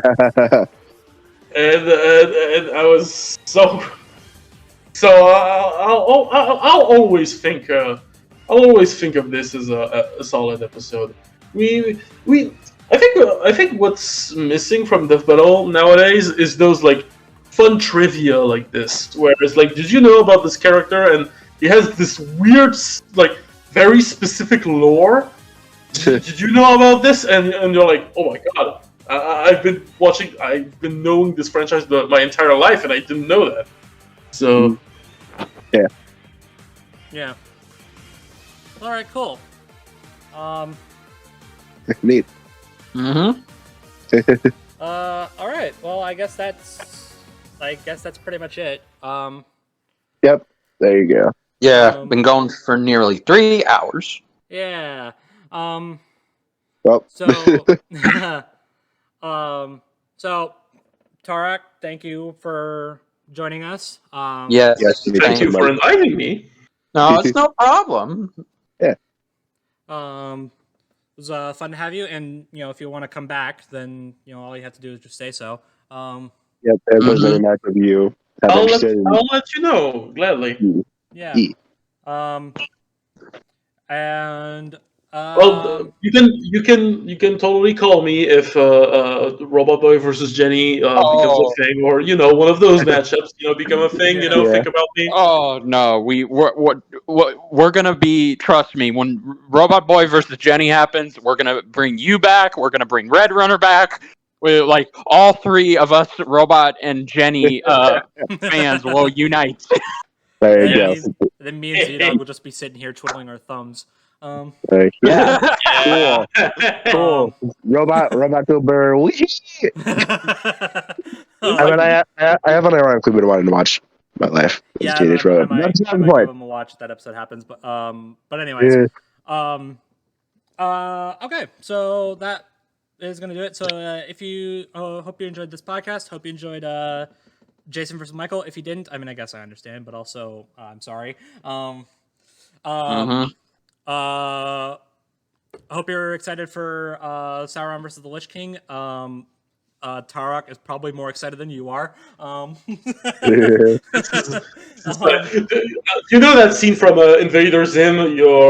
Tomorrow is Arthas versus Sauron, and nobody is as excited as I am. I am not scientifically possible. There you go. There we go. That's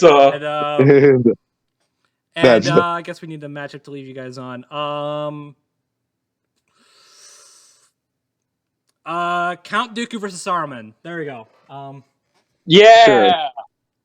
Sure. Yeah. So there you go. There's your matchup that you will absolutely not discuss because no one discusses the other ones. Nope. Eventually, one day. So yeah, that'll do it for us. So thanks for watching, and we'll see you guys next time. Bye, everybody. Bye bye. Stay safe.